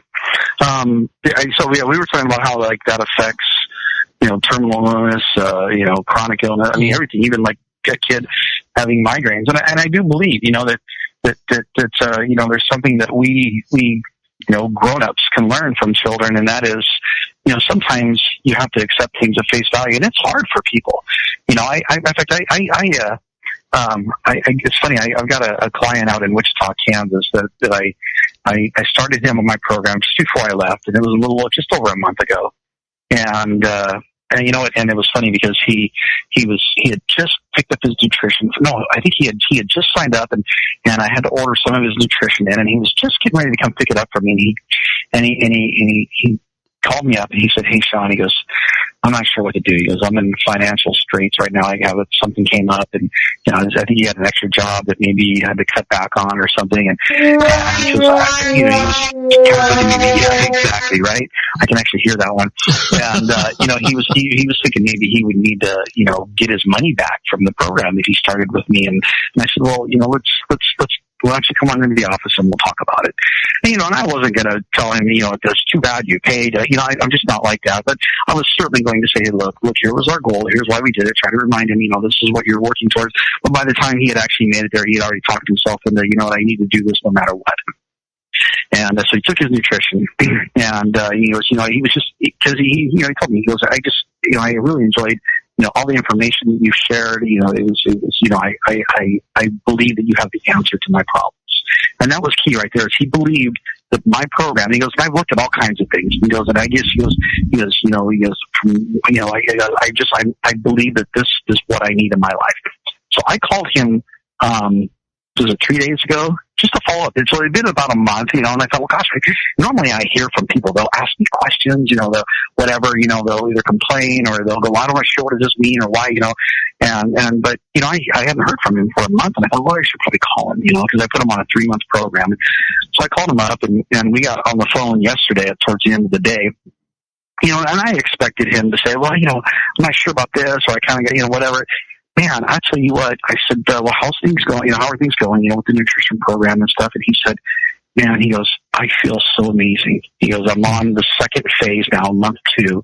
He goes, I've stuck to everything. He goes, I've done everything on time, which as a practitioner, when you hear that, it's like the angels singing, because you're so used to going, well, I went on vacation, so I missed a week. And then, my kid's soccer game, so I forgot like 3 or 4 evenings in a row. And then, you hear all these excuses, right? This guy was like, no, I've been real solid.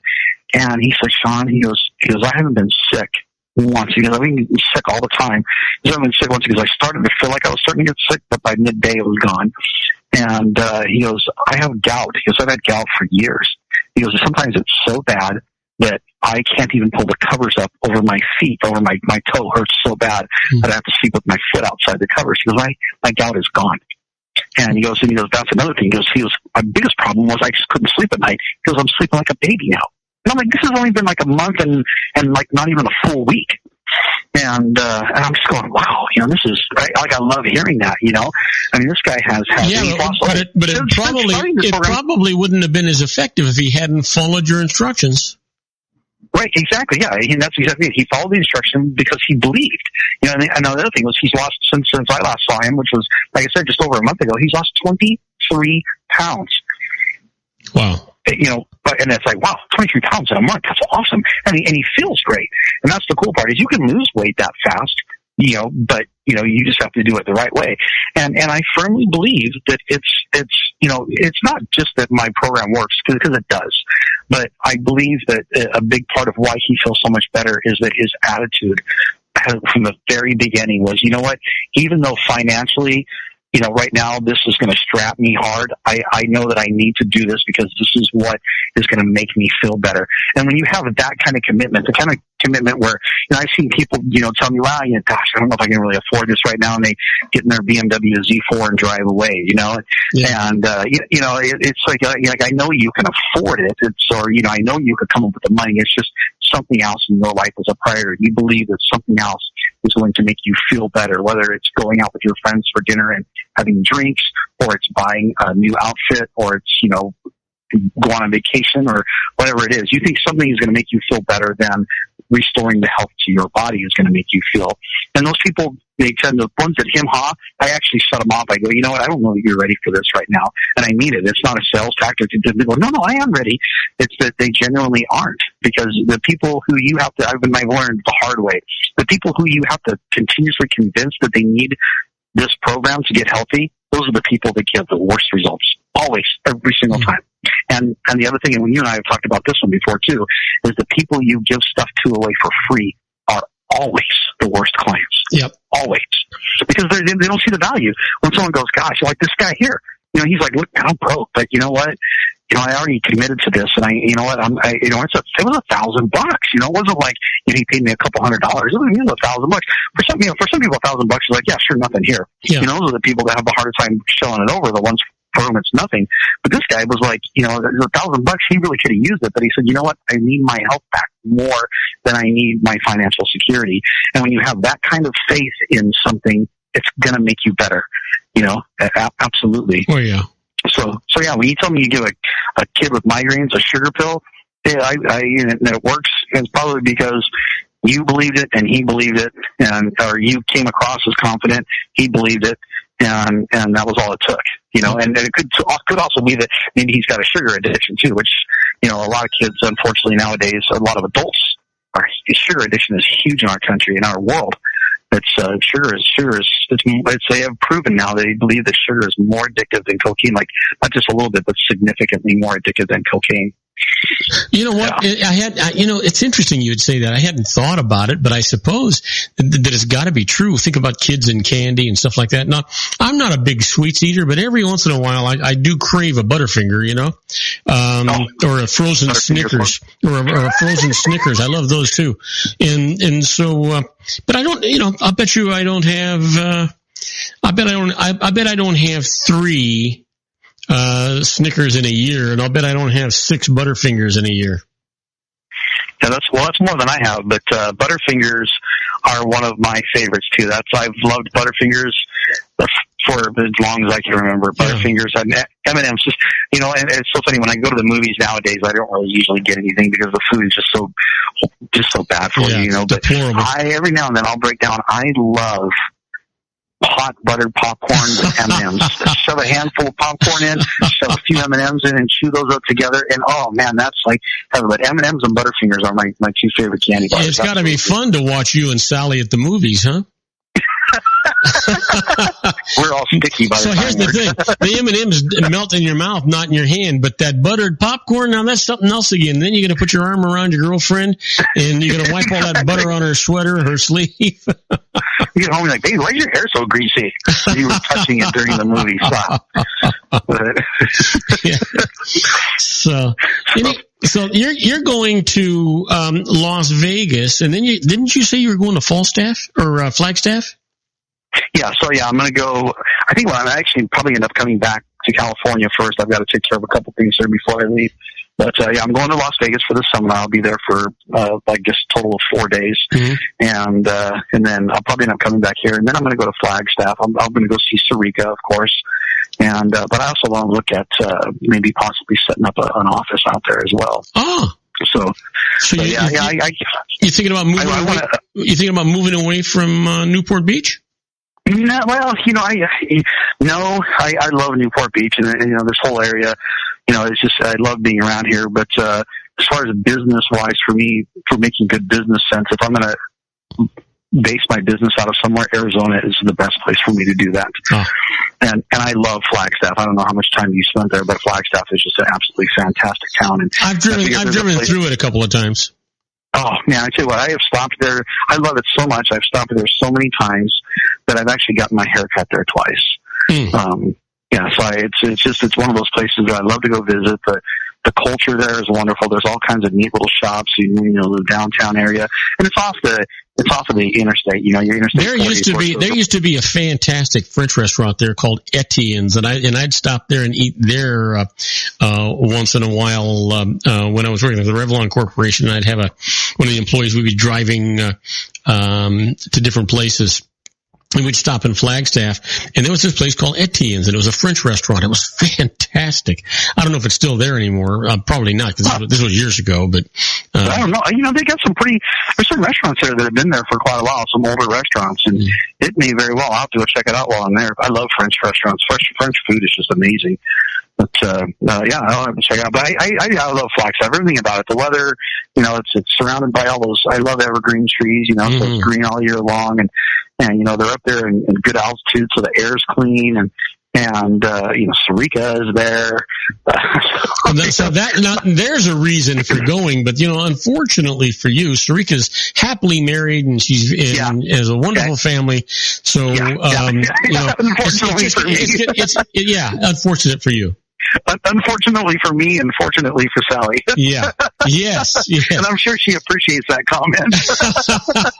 You know what? As usual, I wasn't thinking. I opened my mouth and stuck my foot right in it. That's all right. But all I really, a lot more stupid things than that. So. But all I really meant was that Sarika is just a wonderful, wonderful lady. You know, she is, and that's just amazing. You know, the thing about her, she's physically a beautiful woman, but it just the way she speaks, the way she treats people. Yeah. You know, she's just a gentle soul, and she's just one of those people that you genuinely love being around. We have not had her on the show. We haven't had her on the show for a while. We need to get that done. Yeah, we need to get her back on. I agree. Matter of fact, I'll talk to her about maybe we can do it. Maybe while I'm up there, maybe we can just do it while I'm there. Yeah. Yeah. You know, I know she has family out in I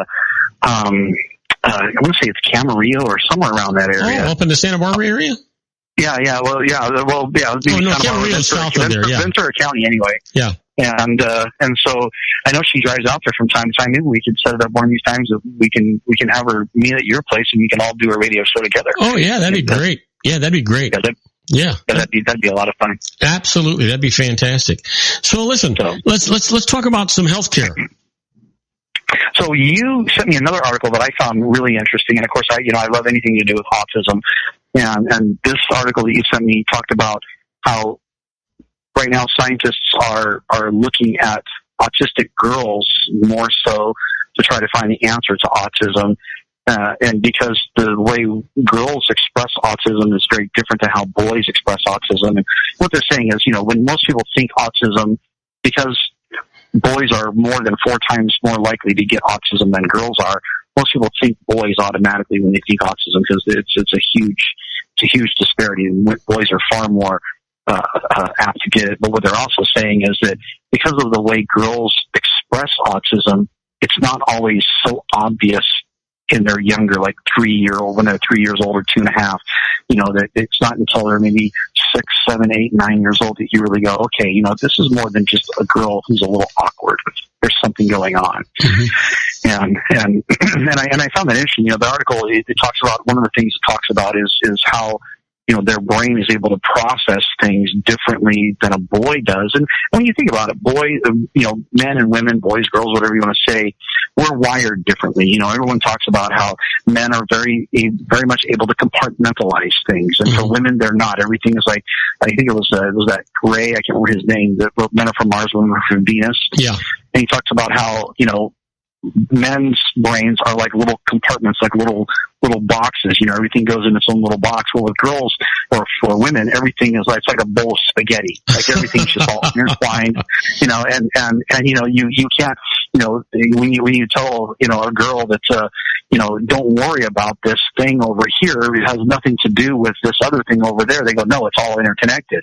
To them, doing laundry is totally connected with what's going to happen during the holidays, or what's going on at work is totally connected with the car not working, or whatever. Like men are able to go, this has nothing to do with the other one, or women just go, no, it's all interconnected, and this all one thing relates to another. And I think that way of our brain being wired maybe helps girls to not become so socially awkward, at least in the younger years. As they get older, it becomes more obvious. Yeah.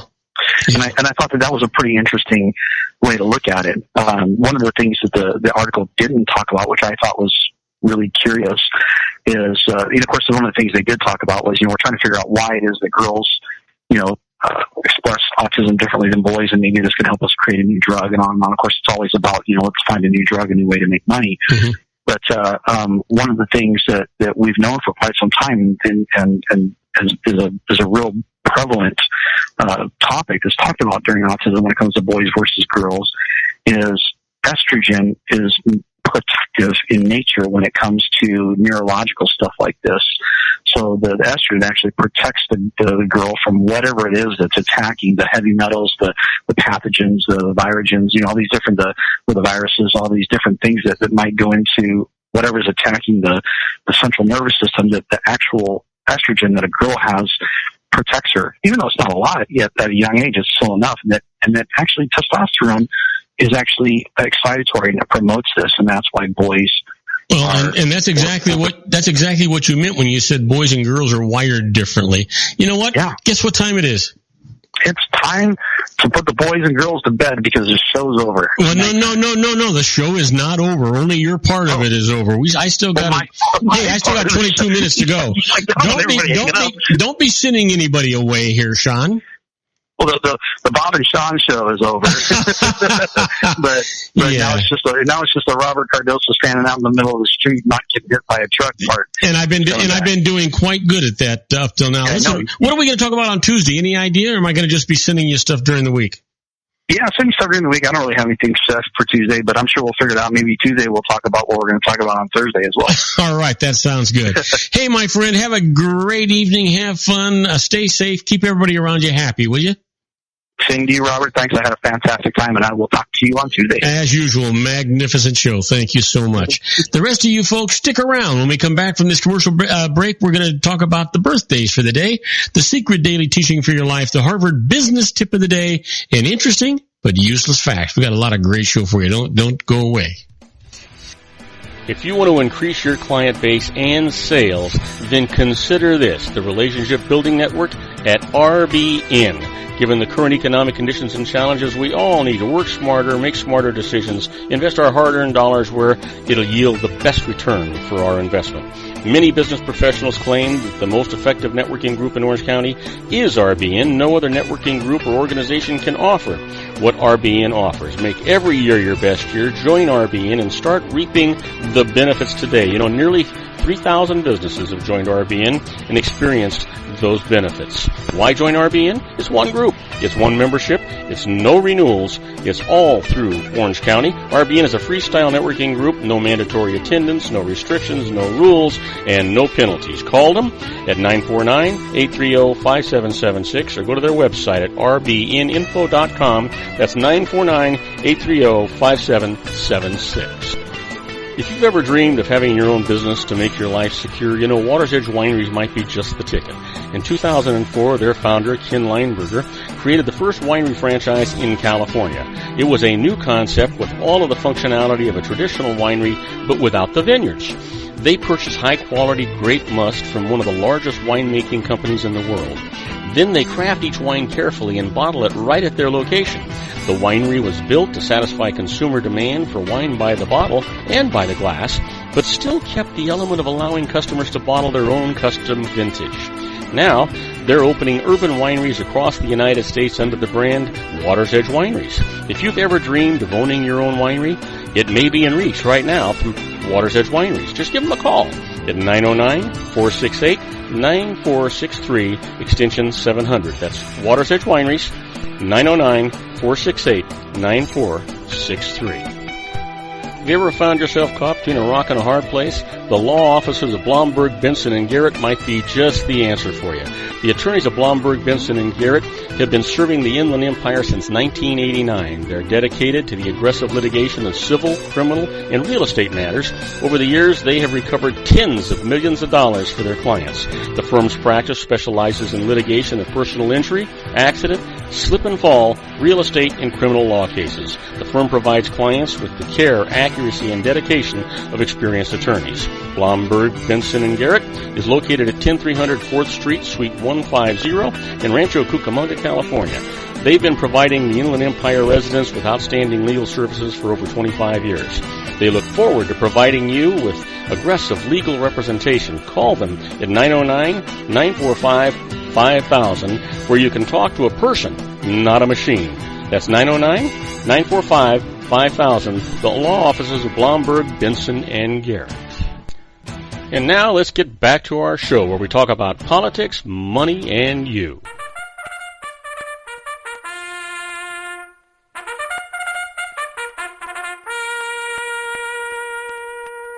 And I am Robert Cardoza. You're listening to Robert Cardoza live on the street at the intersection of business and politics. We're at 4:42 p.m. Pacific time.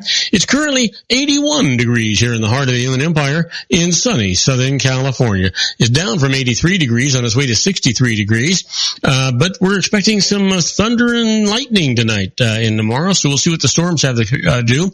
But you know what? If you're listening to us on our globally syndicated network and you're in London, England, it's 55 degrees and it's over overcast. If you're in Vienna, Austria, listening to our show, it's 41 degrees and it's mostly cloudy. And just because I know my sister Shirley is calling, if you're listening to us in Lisbon, Portugal, it's 72 degrees and just a little bit cloudy. But right now, I want to talk to you about the Harvard Business Tip of the day. And the management tip today is get people to respect your work at home arrangement.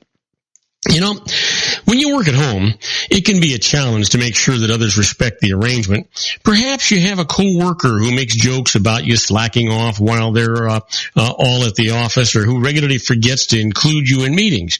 You may not be able to change their opinions, but you can request that they change their behavior. Instead of having the "no, I'm actually working" conversation, make specific actionable requests and keep enforcing your boundaries. Say something along the lines of, "I miss the headquarters sometimes, but this arrangement works best for me right now. By the way, I'd like to call in to your Friday meeting with the team. Or please copy me on the emails about this topic from now on. It's part of my role." You know what? You got to stay in touch. You got to stay connected. That's exactly what's going on. That's really great advice. Whether you're in business, as an employer, an employee, a manager, or just a human being, it works. Well, you know what? It's time for the secret daily teaching for your life. You've heard me say it many, many times. Matter of fact, Sean and I just talked about an hour worth of positive mental attitude. You really control your life. You control every part of it. You decide if you're going to be happy or sad, rich or poor, a success or a failure. You decide if the people around you are going to be happy or sad. You do that every morning. When you get up, you look in the mirror and you say, "Wow, I'm going to have a fantastic, productive, profitable day." Well, you know what? Our lesson for today is decide what you want to be, do, and have. Now, think the thoughts of it, emit the frequency, and your vision will become your life. It'll just, one day, you'll be shocked, just automatically happen, just by a miracle. Well, you know what today is. Sure you do. It's Thursday. It's October the 27th. And yeah, it's somebody's birthday.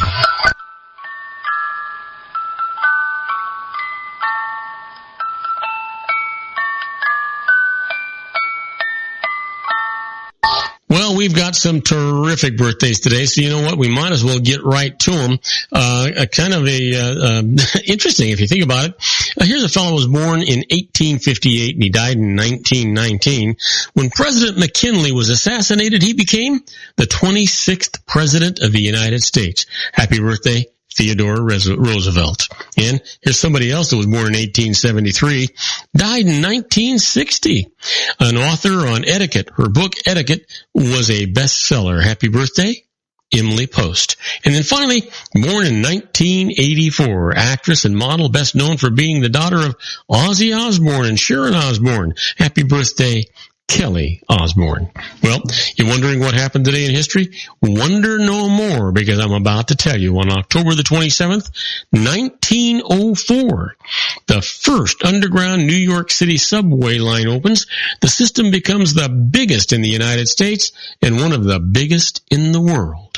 And on this date in 1973, the Cannon City meteorite, a 1.4 kilogram chondrite type meteorite, strikes the Fremont County, Colorado. And then finally, on October the 27th, 1994, the United States prison population tops 1 million for the first time in American history. Boy, wouldn't it be nice if we could get it down to that again? Unfortunate, right? Well, you know what? Our quote for today comes from somebody we all know, from Sir Winston Churchill. And Sir Winston says, "It's a good thing for an uneducated man to read books of quotations." Yeah, that makes sense, doesn't it? Matter of fact, it's a good thing for an uneducated man just to read books. That's what I think. Well, you know what? It's time for those interesting but useless facts. We've got a number of them here, so we might as well get to them. We've got a couple of minutes to work on them.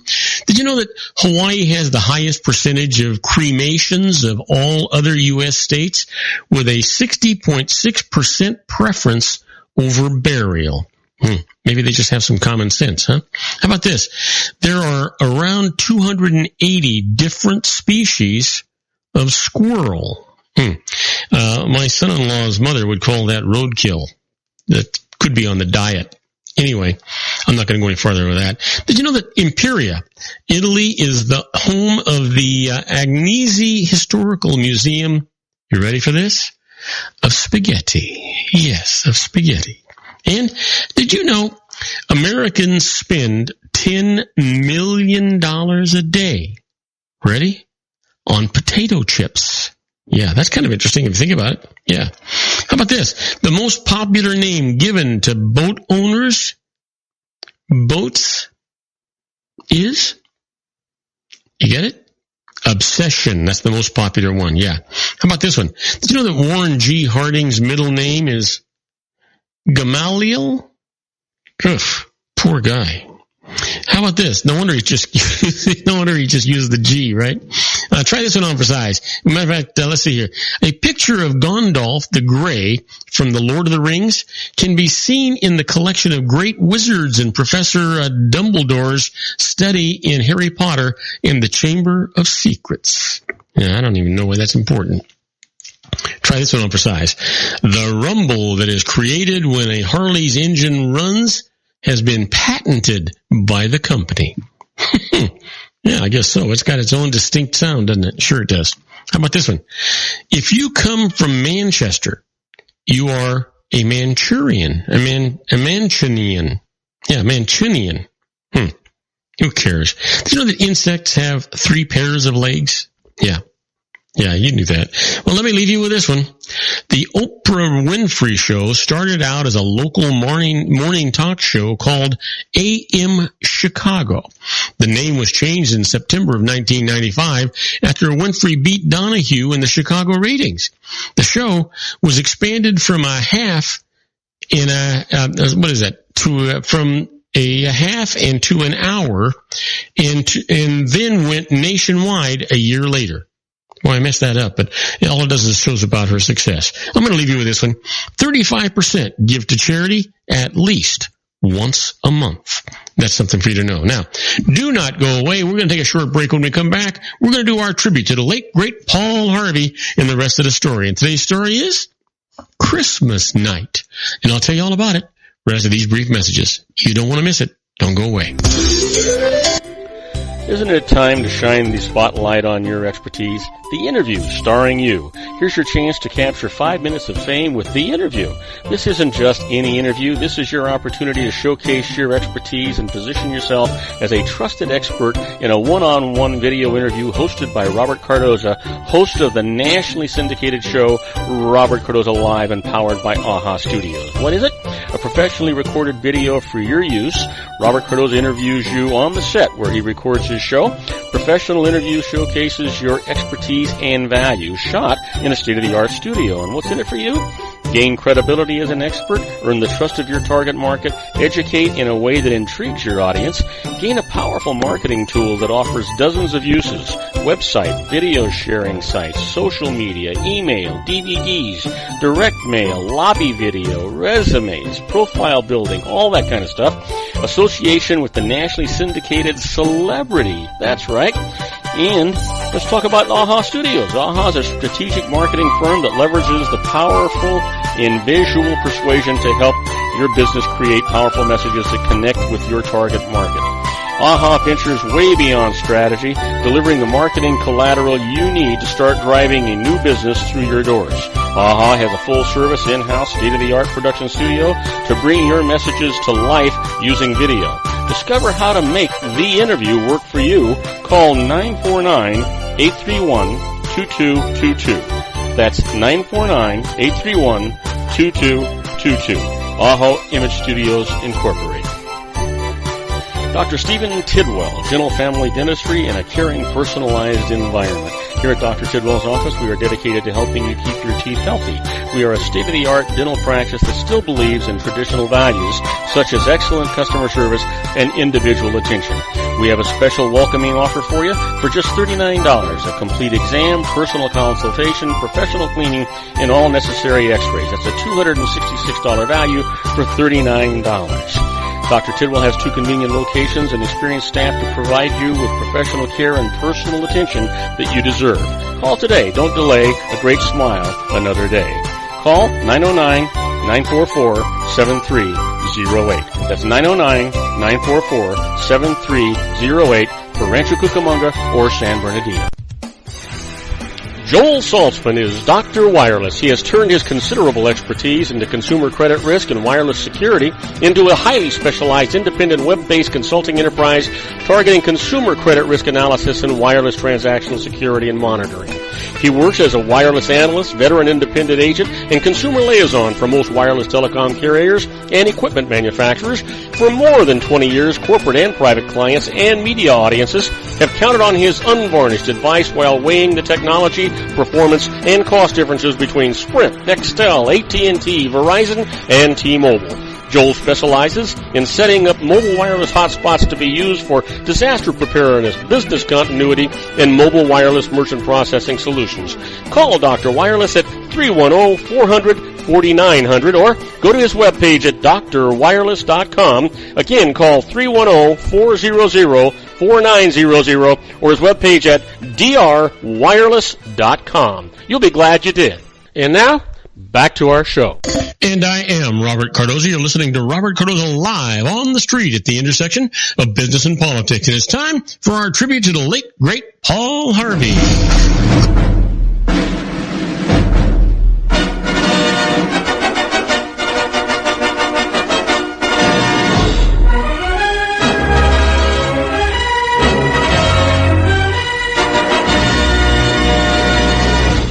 Yes, sir. You know what? Paul Harvey was he's the biggest and best voice in America, reveals the startling heartbeats behind the headlines. In today's story, Christmas night.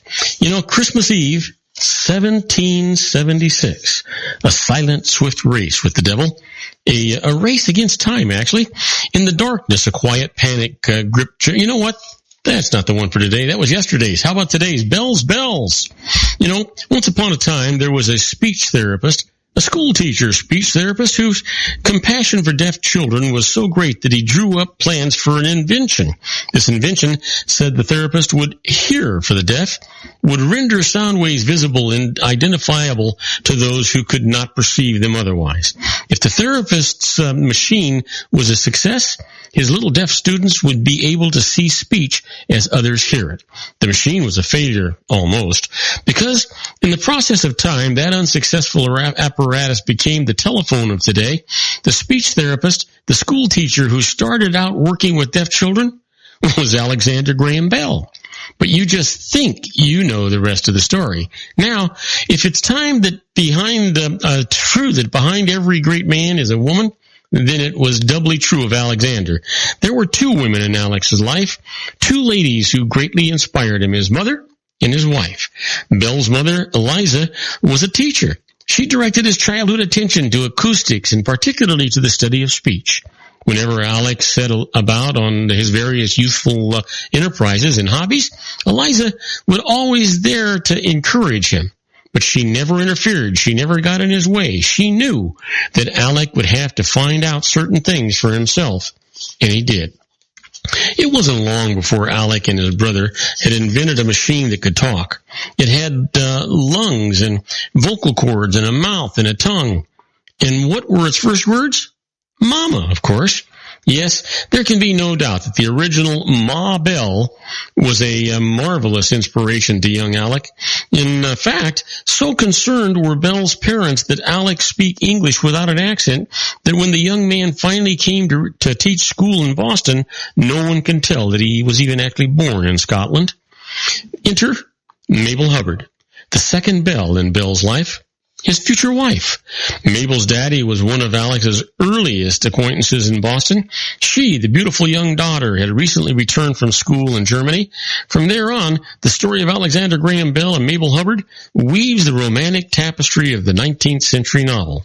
She, youthful, lovely, rich, and he, brilliant, ardent, and poor. Together, they would encounter the traditionally romantic obstacles of parental objection, despair, ridicule of his genius, and, yes, they eventually succeeded. Fame and fortune became theirs, and yes, they lived happily ever after. Mabel's daddy even became first director of the Bell Telephone Company in 1877. Of Bell and his wife, it was once said, their story is as thoroughly unspoiled and charming as a story can be. It was true. Mabel, like Alec's mother, Eliza, inspired Belle through love and through a devotion to him, and perhaps in many ways through something else. Alexander Bell's primary interest was speech and speech therapy. His occupation, first and foremost, was his work with those who could not hear. Isn't it ironic, then, that his beloved students could never benefit from his most celebrated invention, the telephone?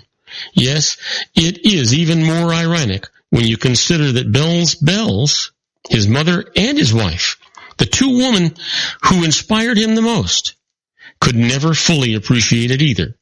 For they also, his mother and his wife, they too were deaf.